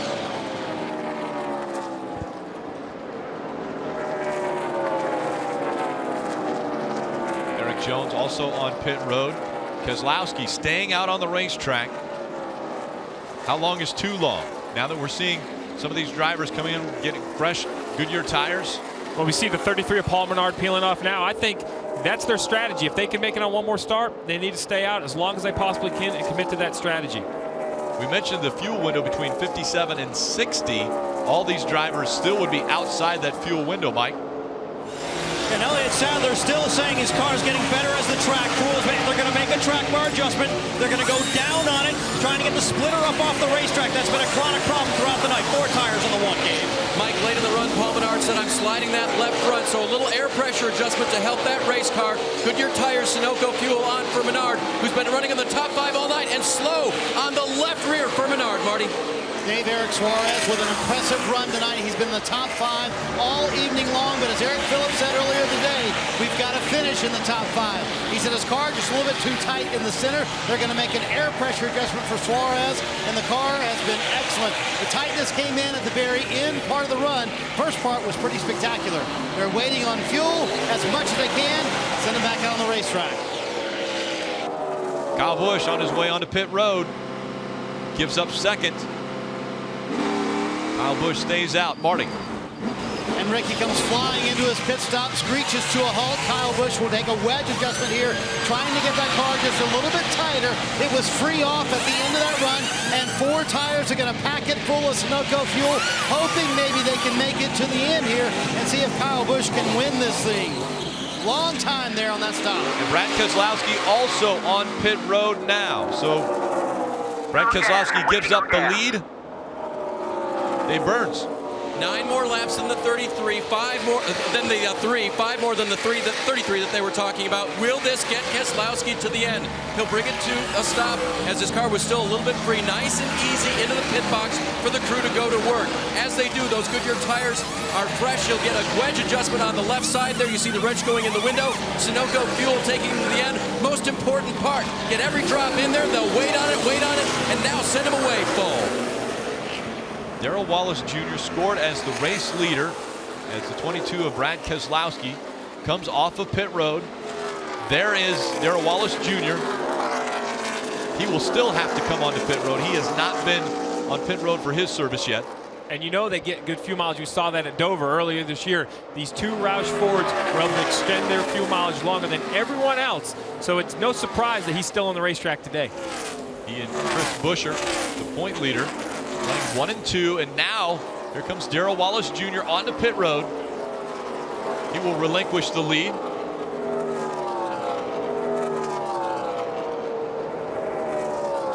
Makes the long run down the curved pit road. It's not a straight pit road as he comes into the stall, Kelly. Looking for his 5th straight top 10 finish on 1.5 tracks. He said the car is good in clean air, but it gets tight in traffic. I need more side grip, Darrell said.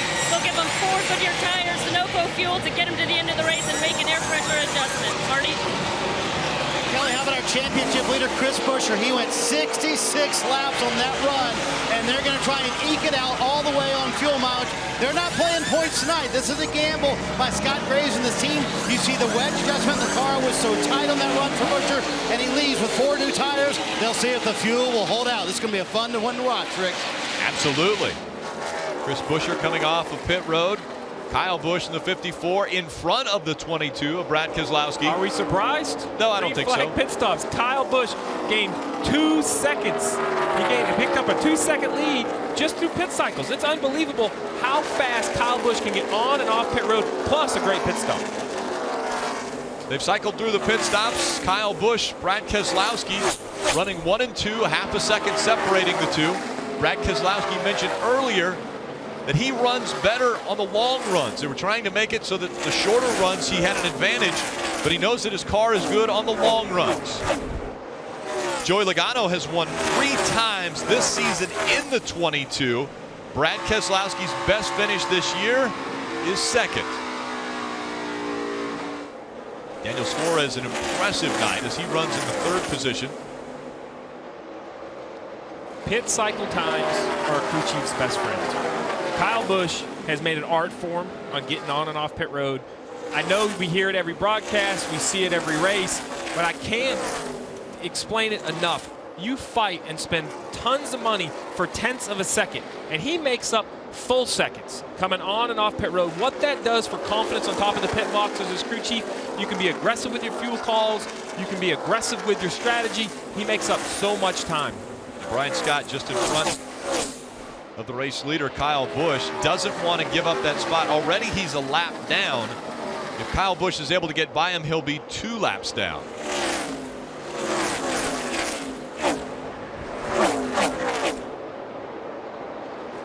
After the green flag pit stop cycle through, Kyle Busch once again in front of the field at Kentucky. He's led 66 laps already.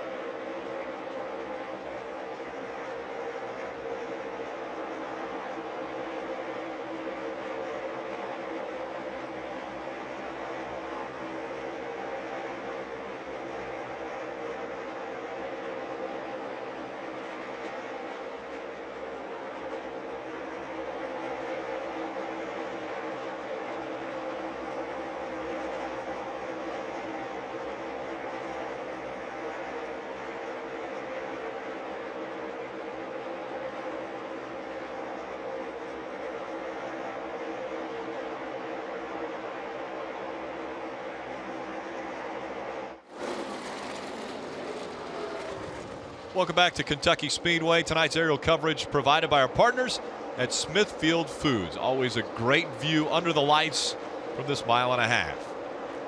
Kyle Busch is the race leader. He has a 1.2-second lead over Keselowski. Great fight here between the 3 of Ty Dillon and the 6 of Darrell Wallace Jr. And Ty got a little bit loose there as Darrell Wallace Jr. got by. Yeah, he did. You can see when he got behind the 6 car, the car just got loose. That's the air coming off the 6 and not being on the 3. That's what we talk about when we get behind a car with losing downforce. So as soon as the 6 cleared him, you saw the 3 just wiggle, get loose. That's a loss of downforce. You know, when you talk about pit stops and green flag pit stops, there's a lot of strategy involved, not only about when you're going to come, but how are you going to pit. You see the 22 and the 54 both come and get 4 tires.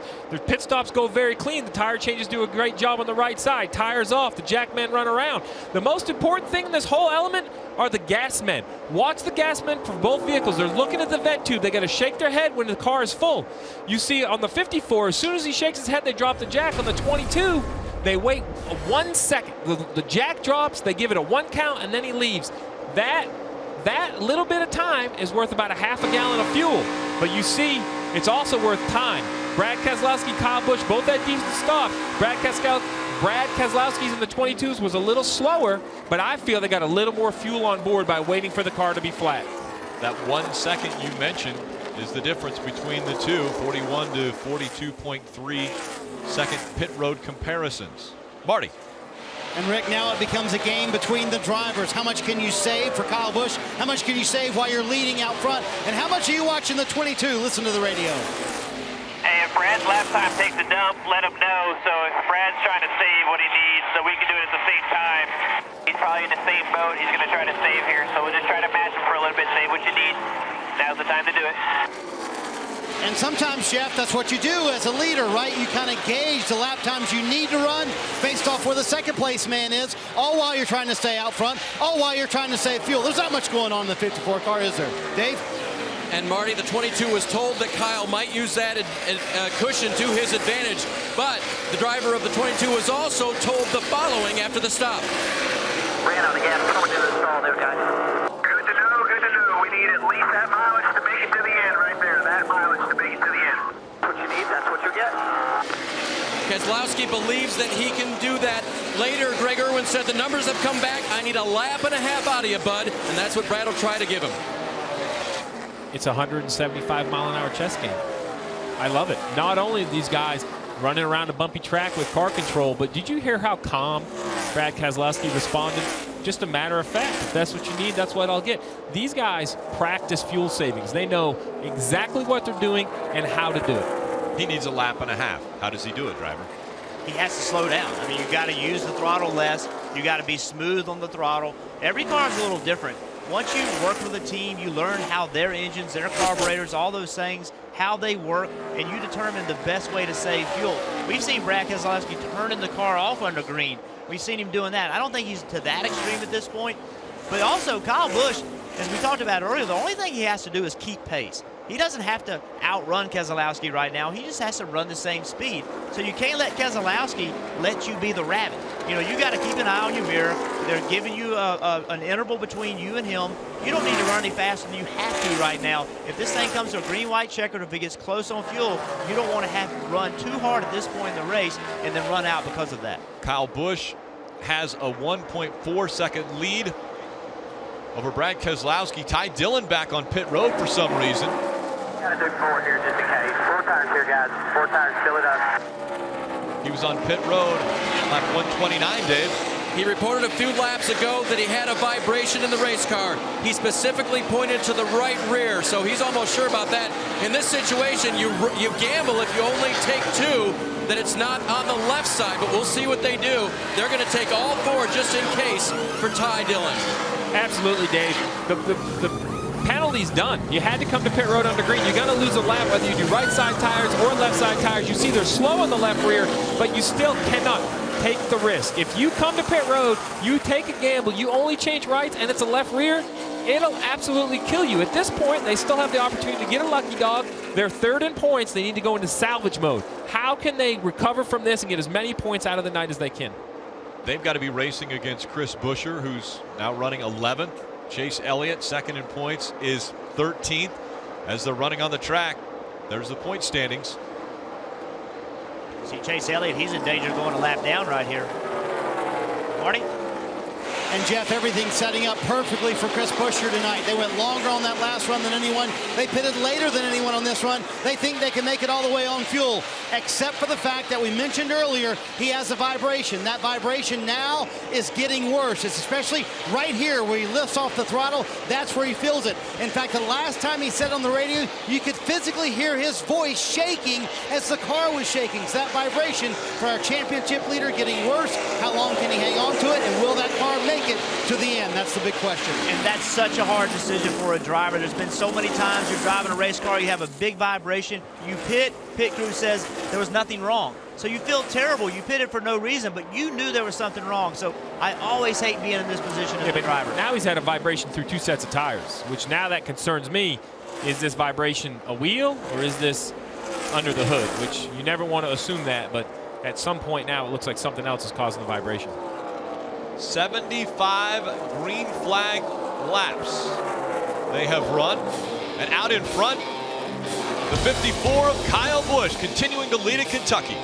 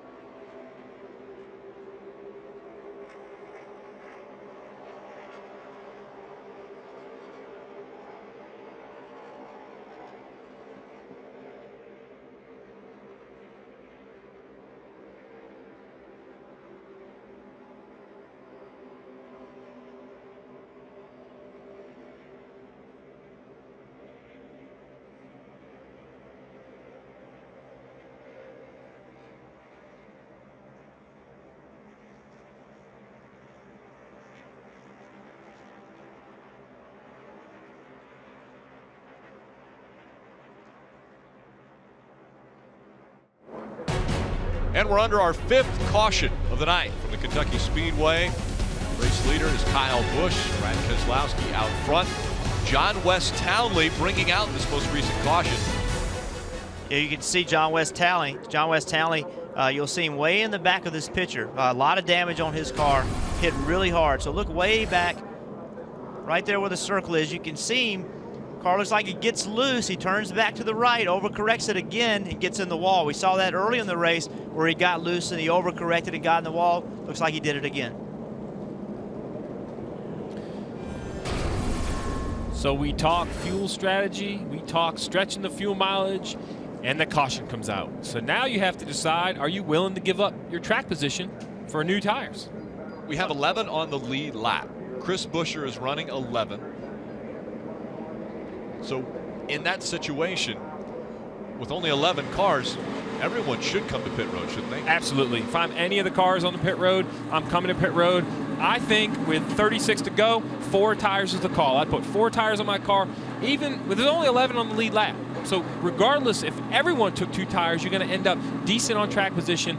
From what I've seen today, even though 2 tires worked early, I'm going to be conservative, put 4 tires on my driver.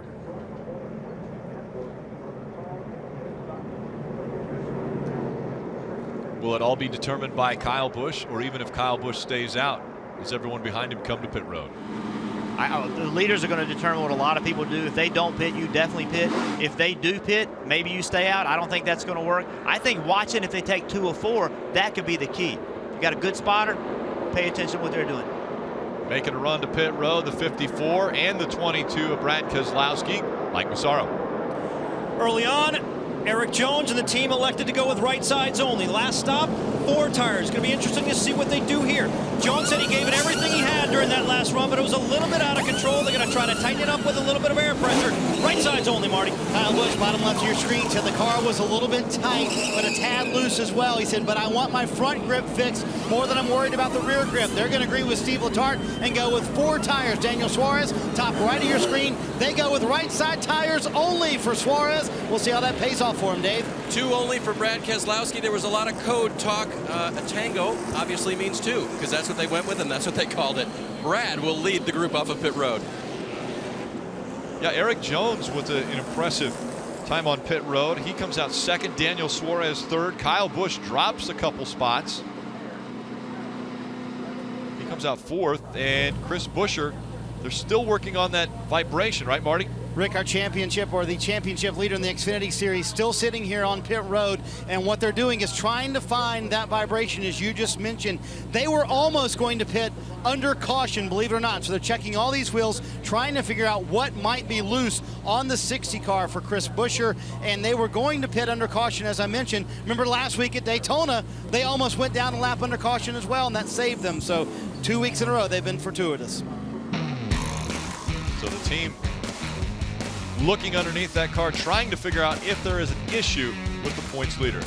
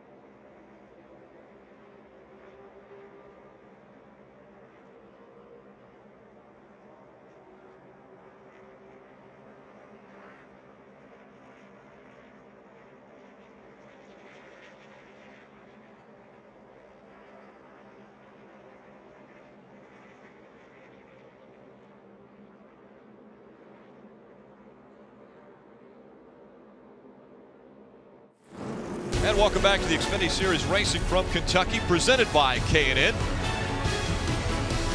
Let's take a look at tonight's lap leaders, brought to you by Arby's. Kyle Busch has been out front the most. He's led 88 laps. Brad Keselowski 60. Ty Dillon led the first 15 laps of this race, but hasn't been out front since. All right, guys, everything is a race. Even coming to pit road, there has to be a strategy. If we see a minute ago when the caution came out and the leaders come through 3 and 4 to come to pit road, the 54 and the 22, they peel off to go to pit road. As they approach the yellow line right here, if you freeze the frame, there's no one else even in the picture. There are no cars anywhere back here. The 54 notices this, decides they have this big gap between everybody else because there were lap cars in place. They put 4 tires on their car. It allows them to stay in the top 5. They're going to restart 4th. That's a veteran call by Chris Gale on top of that pit box to understand he can take 4 tires, only lose a few positions, and be in a great position. 4 tires, guys, has won races here before. It has beat tires here. Last September, 4 tires beat 2 tires. I know they studied that film. They have a plan. I love the call on the 54 car. It was Brendan Gaughan who restarted 4th in September last year. He went from 4th to 1st. He changed 4 tires. I love the call. So with 33 to go, this restart's going to be huge. We've seen on the last restart, here's Kyle Busch on the bottom. Watch the rear tires. He's spinning the rear tires. That allows Brad Keselowski in the 22 to pull out in front of him. So now is not the time. He cannot make this mistake. Let's listen to it. Ready?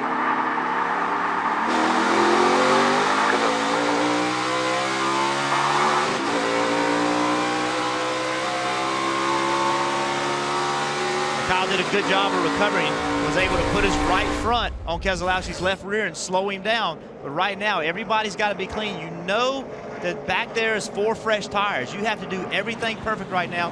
Do not make a mistake. Flying through 1 and 2 is going to determine who the race winner is going to be. Well, he restarts 4th, Kyle Busch does, which puts him on the outside, which is actually a comfortable position for him. Let's go down to Marty. Rick, real quick, let's check in with Scott Graves. Did you find the vibration on your car, Scott? Couldn't find anything definitive. I don't know if it's just that set of tires. Actually, the last 2 runs we've had a little vibration, and this last run was worse. So we've checked everything out, looked at all the temps. Nothing's coming apart that we can see, and everything's tight now. So it's we'll see what we got here for now. That's all we do. See if Chris Buescher's car can hold together, Dave. This is the left rear off of Chase Elliott's car. He hit something off of John West Townley's car after it spun. The worst part is he got lapped on lap 259 by the leader. It's been a tough night for the 9 car. Came into this race 2nd in the point standings behind Chris Buescher. Both now have had issues that they've had to deal with. 3rd in the point standings, Ty Dillon. Brad Keselowski on the outside, Eric Jones on the inside for this restart. Daniel Suarez on the inside of row number 2. Kyle Busch on the outside. Green flag back in the air. 31 laps to go from Kentucky. Kyle Busch all the way up the racetrack. Brad Keselowski trying to move him up the track. 3 wide now per second. Eric Jones up front.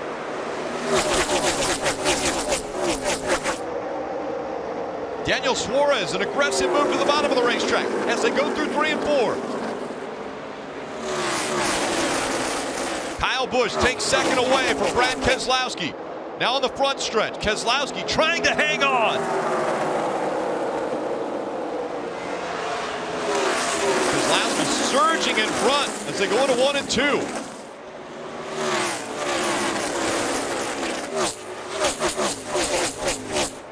Brad's done a good job of fighting back. He had to put a big block on him, on Busch on that restart, but he's done a good job of maintaining 2nd position. The 20 of Eric Jones, though, he is a rocket ship. He's out front, rolling away from him. But I want to see how long it takes the 54 of Kyle Busch to recover. We heard earlier in the race, his front tires didn't work for a couple laps. Here we are, 2 laps into a run, closing in on 3. When that air pressure comes up and the car comes in, I want to see if those 4 tires pay off and he can run down the 20 and the 22.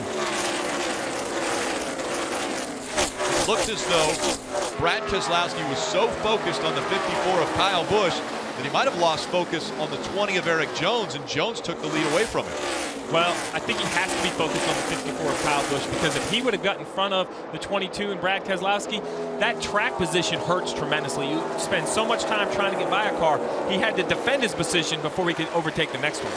Paul Menard in the 33 on the inside of that 6 of Darrell Wallace Jr. Dale Earnhardt Jr. just behind in the 88.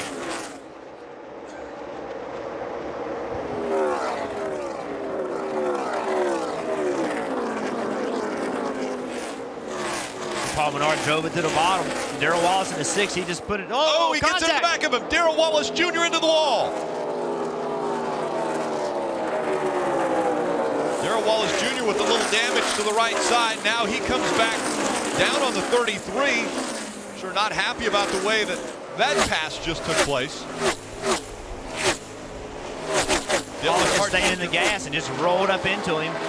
Made contact. Both of them kept going. Dale Earnhardt Jr. watched the whole thing from his front row seat. He was trying to get by as the two were continuing to fight for position, but now it's Paul Menard in front of Darrell Wallace Jr. and Dale Earnhardt Jr. Chase Elliott in the 9, second in the point standings, trying to hold off Ryan Reed, who's coming up on the inside now.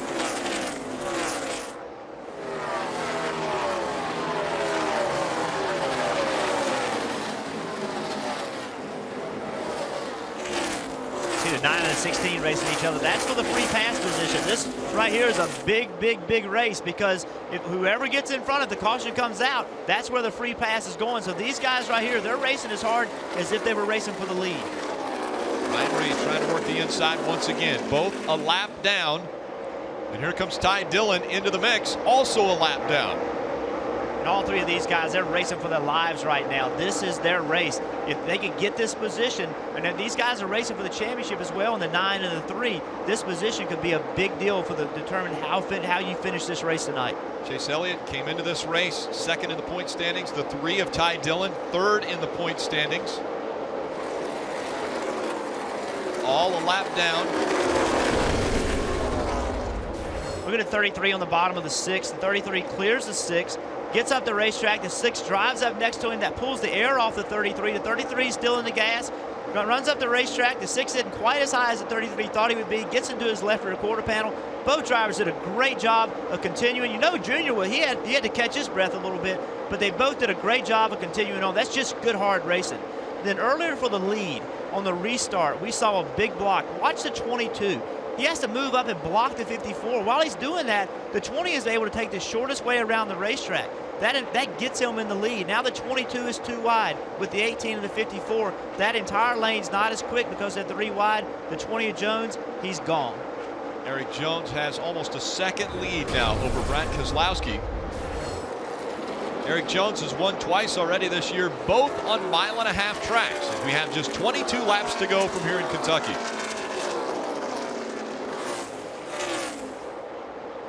So smooth is Eric Jones in that 20. Really was thrust onto the scene when Kyle Busch hired him to drive for him, because Eric Jones in a race called the Snowball Derby was able to beat Kyle Busch, and Kyle Busch was so impressed, he said, I want to hire you. I think you're a great driver. And he is a great driver. Everything he's ever sat in has gone really fast, and he took great advantage. Normally, Kyle Busch starting behind you on a restart is not what you want to see, but that actually helped him in that case. Kyle Busch's aggressiveness made Keselowski have to make a move. There was Eric Jones to take advantage of it. Mike. Well, Rick, you talk about that Snowball Derby. Well, that may be one of the reasons why Eric Jones was so excited coming into the night.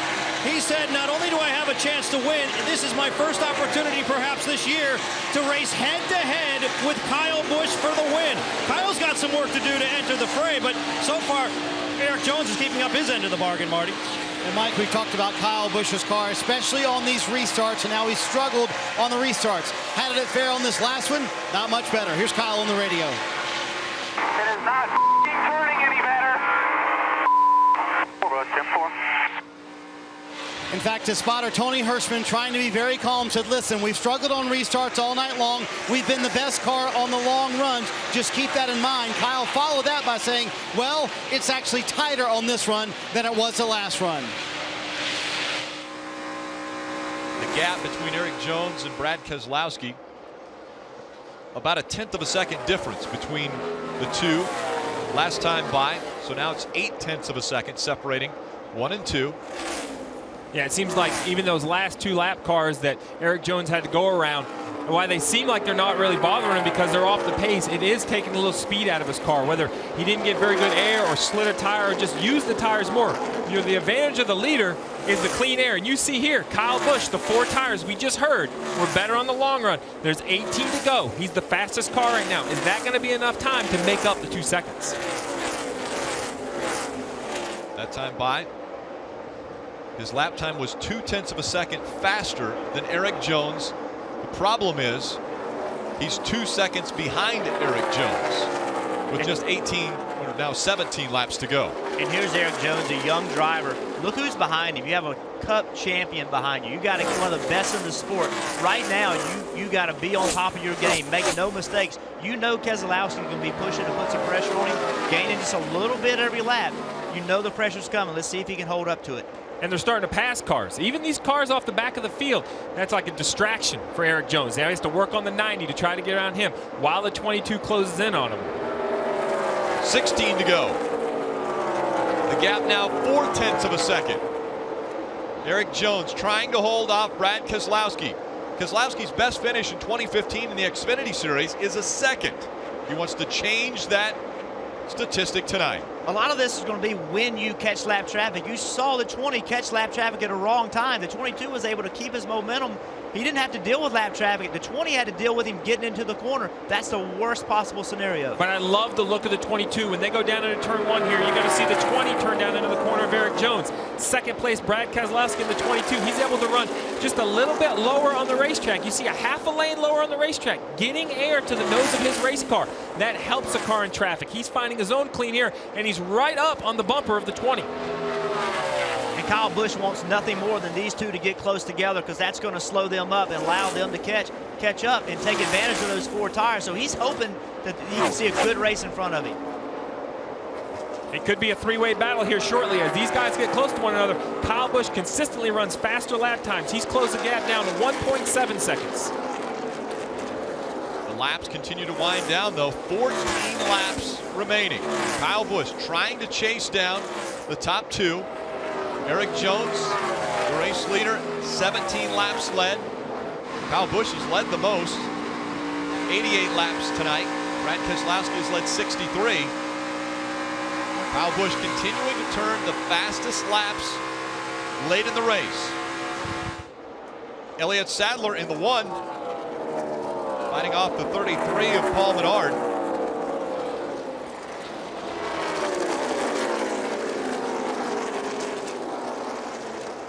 Sadler to 5th, Paul Menard to 6th. Elliott Sadler fighting for a championship in the Xfinity Series. There's the distance between where they're running and where race leader Eric Jones is. And the gap a little bit wider now. Eric Jones over a half a second in front of Brad Keselowski. 12 laps to go. This is where Eric Jones has to pay attention to what's in front of him. He cannot be looking in the mirror, just run the best lap time you can. And of course, Keselowski, he has to pay attention to what the 20 is doing, because being behind another car makes it a disadvantage. So he may have to run somewhere else. Dave, you got something on the 22? Crew Chief Greg Irwin told me earlier today, man, I sure like having a veteran at this track, a guy that's been on the track for both Sprint Cup and Xfinity Series. With everything going on here, through the bumps, the flat corners, this racetrack is tricky, and he likes his chances with the veteran, Brad Keselowski. Brad Keselowski has won twice in the Xfinity Series. He's won twice in the Cup Series. And now he's chasing a 19-year-old in Eric Jones. And he's closing the gap once again. Eric Jones had to pass that car on the bottom. He had to turn earlier than he wanted to, getting into turn 3. That pinched his car off. Brad was able to enter the corner in the line that he wanted to, gained a lot in that one lap. What a display by Eric Jones. We talked about the veteran of Brad Keselowski in the 22, but this young man in the 20 at 19 years of age is driving like a veteran. He's putting on a great display here of his talents. Brad's there now. Let's see what he can do with him. And look who's right behind him, the 54. Wait for me. I'm coming. Wait for me. He wants those two to get racing side by side. A couple laps of side by side, and the 54 will be on top of him. Question is, can Keselowski get by the 20 of Eric Jones? He's been able to get to his back bumper. Kyle Busch is slowly reeling them in. With under 10 laps to go, 9 to go from Kentucky. Eric Jones with just over a 2/10-second lead over Keselowski. If you're going to race with the best, you want to beat the best. And if Eric Jones can outrun Kyle Busch and Brad Keselowski in an Xfinity car, that's a big problem right there. The 44 runs to the bottom. The 20 is going to lose momentum, and here comes the 22. That might have been the mistake of the race. Here comes the 22 to the bottom of the track. Brad Keselowski takes the lead away from Eric Jones on the bottom. Eric Jones got in behind David Starr on the bottom part of the track. He had to slow down. Keselowski saw it. Oh, a little wobble there for Keselowski. but Keselowski saw it with the higher line, kept the momentum up, takes the lead. And Kyle Busch didn't want to see that. He didn't want to see a clean pass. He needed these two to run side by side, at least for a lap, to slow him down. Kyle Busch right now is rooting for the 20 to get back to the 22 to see if he can slow the momentum of the leader. Brad Keselowski, 7 laps to go. You can see him drive into turn 3. The 20 takes the bottom. That was the wrong choice. The 44 of Starr, he chose the bottom. Here comes the 22 of Keselowski. Just slowed the 20 down so much. Brad makes a big move, makes 3 wide, clears the 20. Now, is that all experience?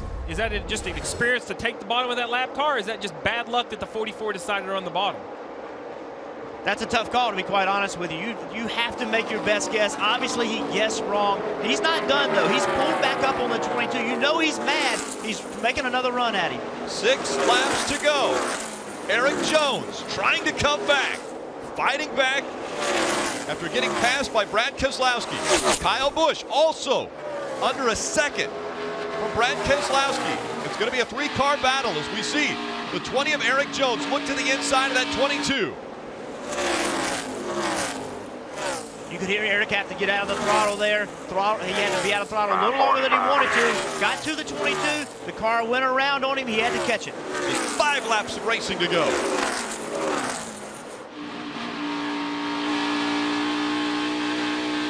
Trying to get into the throttle as quickly as he can is Eric Jones, but as he's getting a little bit sideways, he can see the 22 of Brad Keselowski also get sideways in front of him. And guys, I haven't given up on Kyle Busch in the 54. I know he's just a little bit back, but we saw a moment ago how quickly it can change. 1 lap car, 1 poor decision, 1 wiggle, and all 3 of these can be in a battle even tighter than this.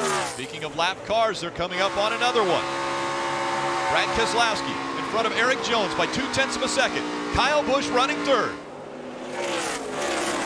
You know, Brad is looking at these lap cars. He just saw how he got the lead. He's thinking, everyone he's catching, he's yelling at his spotter, have him move over, help me out, give me the lane I want. Brad Keselowski has won at least 1 race at Kentucky each of the last 4 years. That was an opportunity.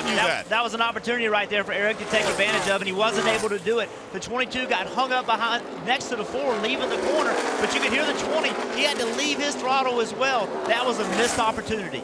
Ross Chastain way up the racetrack in the 4, allowing both the 22 and the 20 by. Under 3 laps to go. Brad Keselowski now increasing his lead over Eric Jones. Kyle Busch has closed the gap, reeling in that 2nd spot of Eric Jones. At the stripe. 2 laps of racing to go. The gap a half a second. Keselowski is going to need a clean track in front of him. Eric Jones needs a bobble by the Cup champion.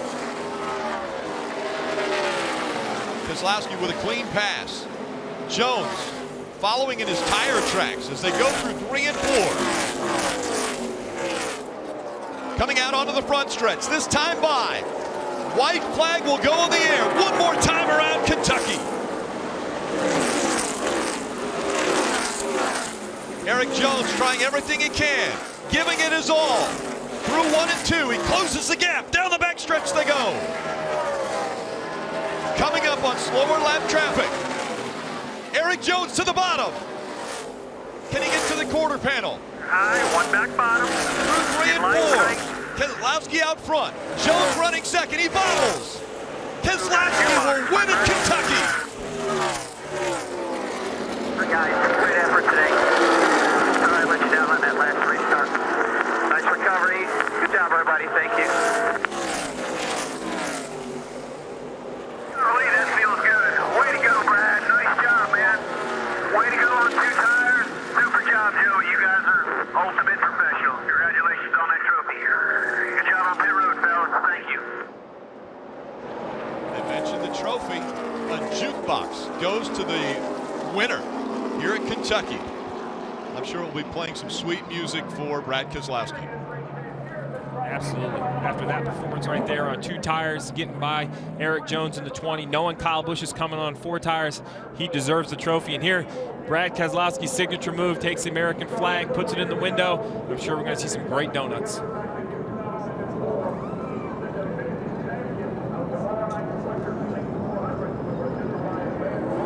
I mentioned the jukebox. There it is. And the celebration begins for the 22 team of Brad Keselowski. Oh, takes the orange coat out.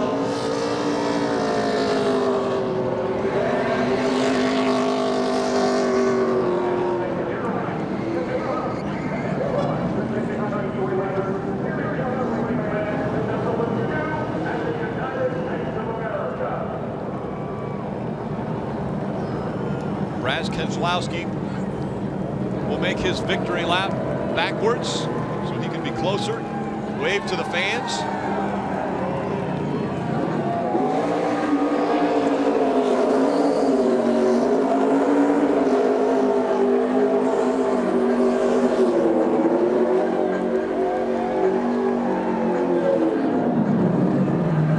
Brad's gotten really good at the donuts. He gets a lot of practice, so he should be good. There's no sweeter sight. Driver, owner, crew chief, pit crew member, team members, anyone that had anything to do with this race car right now has a big smile on their face. That's what racing is all about right here. I like this new tradition of grabbing the checkered flag in the flag of the stand. I really like that. Those checkered flags mean the world. To have those, you know, at your home 20 years from now, I won this, I've got the flag. That is such a cool tradition. That's old school. That's old school. That's what you do at the late model races. You get the checkered flag and make a lap. Brad Keselowski will continue with the donuts. He doesn't want to end this celebration. 33rd win for Brad Keselowski, and he'll be in victory lane when we come back.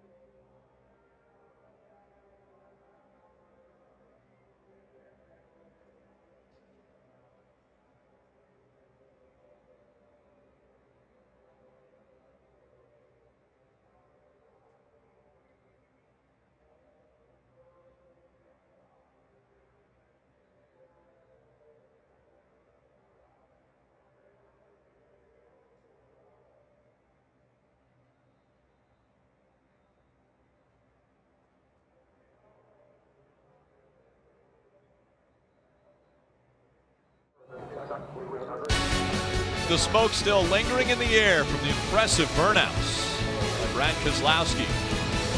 He was able to do burnouts at the turn 1 side of the racetrack, the turn 4 side of the racetrack, and now he's made it into victory lane. The 3rd time here at Kentucky in the Xfinity Series.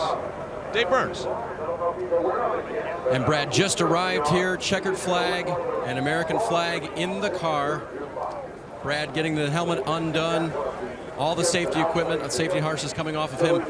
And for Brad, he's used to winning in this 22 car, but we talked about it earlier tonight. All 3 victories for this team have happened with his teammate on the Cup side, Joey Logano. They share this ride. They try to get the checkered flags anytime that they can. And tonight it was Brad Keselowski coming home with the victory here tonight.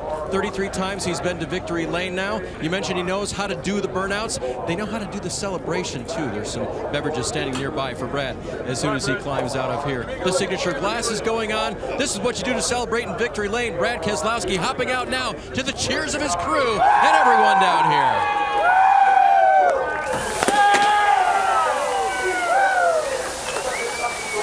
Take us through those exciting final laps, including the restart, which you sort of apologized to with your crew, but that was crazy down to the end, then getting by Eric Jones in traffic. Yeah, that's a hell of a finish, wasn't it, Dave? Feel really, really proud and happy of my guys here at Discount Tire. Ford Mustang was really good this weekend, and I almost messed it up with the restart. I just got a launch, and Kyle was right behind me, and he gave me a hit right as I was going, and it just made me spin the tires, and 20 took off. And I think he was pretty good. I think we were pretty even, and I was just kind of driving the crap out of it to keep up with him, you know, with him having the clean air. And every corner I'd be sideways, and, you know, we got traffic, and I just caught a little break, to be honest.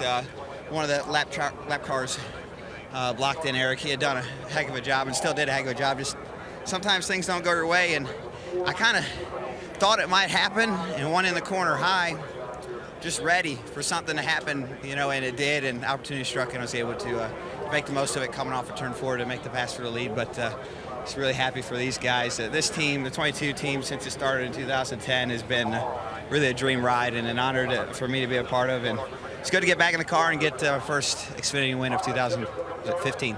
You realize you get a jukebox too. Yeah, that's the best part. I want to say thank you to all the tracks that have cool trophies, and Kentucky is finally in that club, so thank you, cool track trophies. Keselowski house playing the tunes after this one. Brad Keselowski singing in Victory Lane, Marty. Not such a happy tune for Eric Jones. Hard to be a couple yards away and watch all that celebration, isn't it, Eric, when you thought the win might be yours tonight?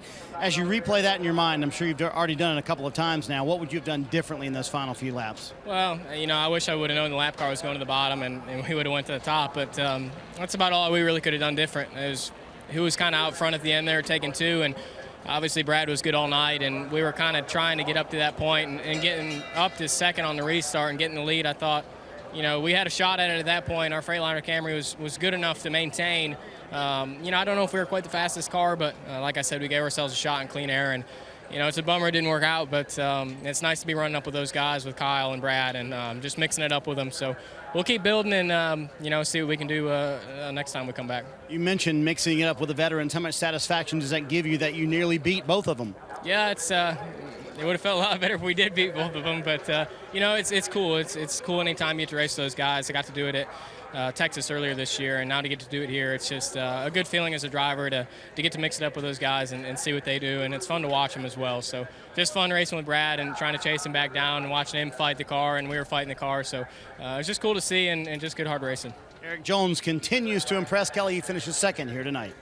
Marty, last fall, 4 tires at the end of the race was the winning strategy, but tonight it does not pay off for Kyle Busch. How confident were you that there was the right call at the time? I definitely wanted to come down and get 4 tires. You know, we just didn't have a good short run car tonight, and you know, it kind of showed there the second to last restart early on in the night before the green flag pit stops. You know, Brad got by us and kind of rode away a little bit, and then there at the end again, you know, he got by me again and kind of rode away, and I just kept getting tighter and tighter, and then finally I was like, I got to do something. So I just drove the hell out of it for the last 20 laps and just burnt the right front off of it, trying to catch those guys. I made some ground, but was definitely never going to have anything to maneuver around them once I got there anyways. So we had a really fast Monster Energy Camry. I'm not sure if our car in the beginning of the race would have beat Brad's at the end of the race, but you know, that's irrelevant. They obviously had a really good piece, and hard to beat that 22 here.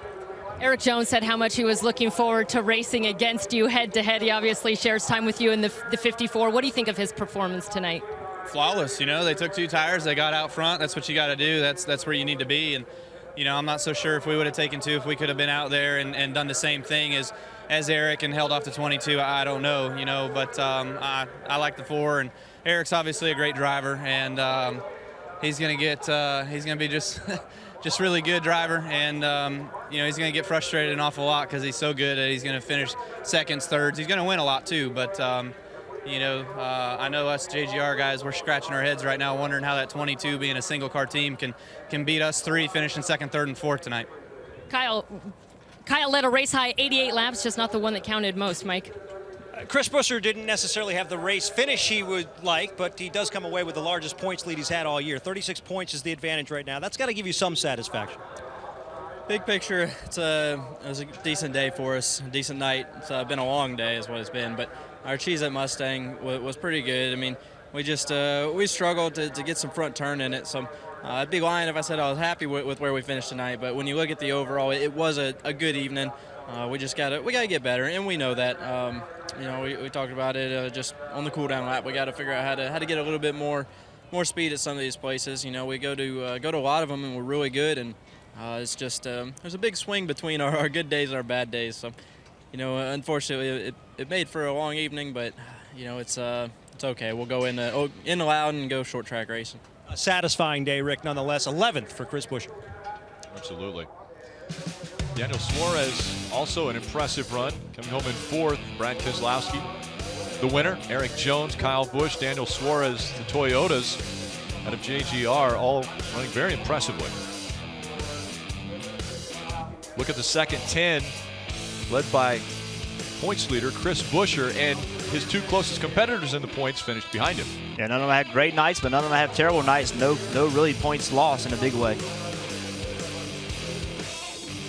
Yeah, you see here on the third page, David Starr, Blake Cook, all these guys had a little bit of a rough night, lost some laps, but they have to complete as many as they could, stay out of the garage. That's how you need to improve. You need to run laps, finish the whole race to work on your stuff. John West Townley, obviously in a couple wrecks, had a really hard night. And again, Jeff Green, a former champion, he's down in 40th.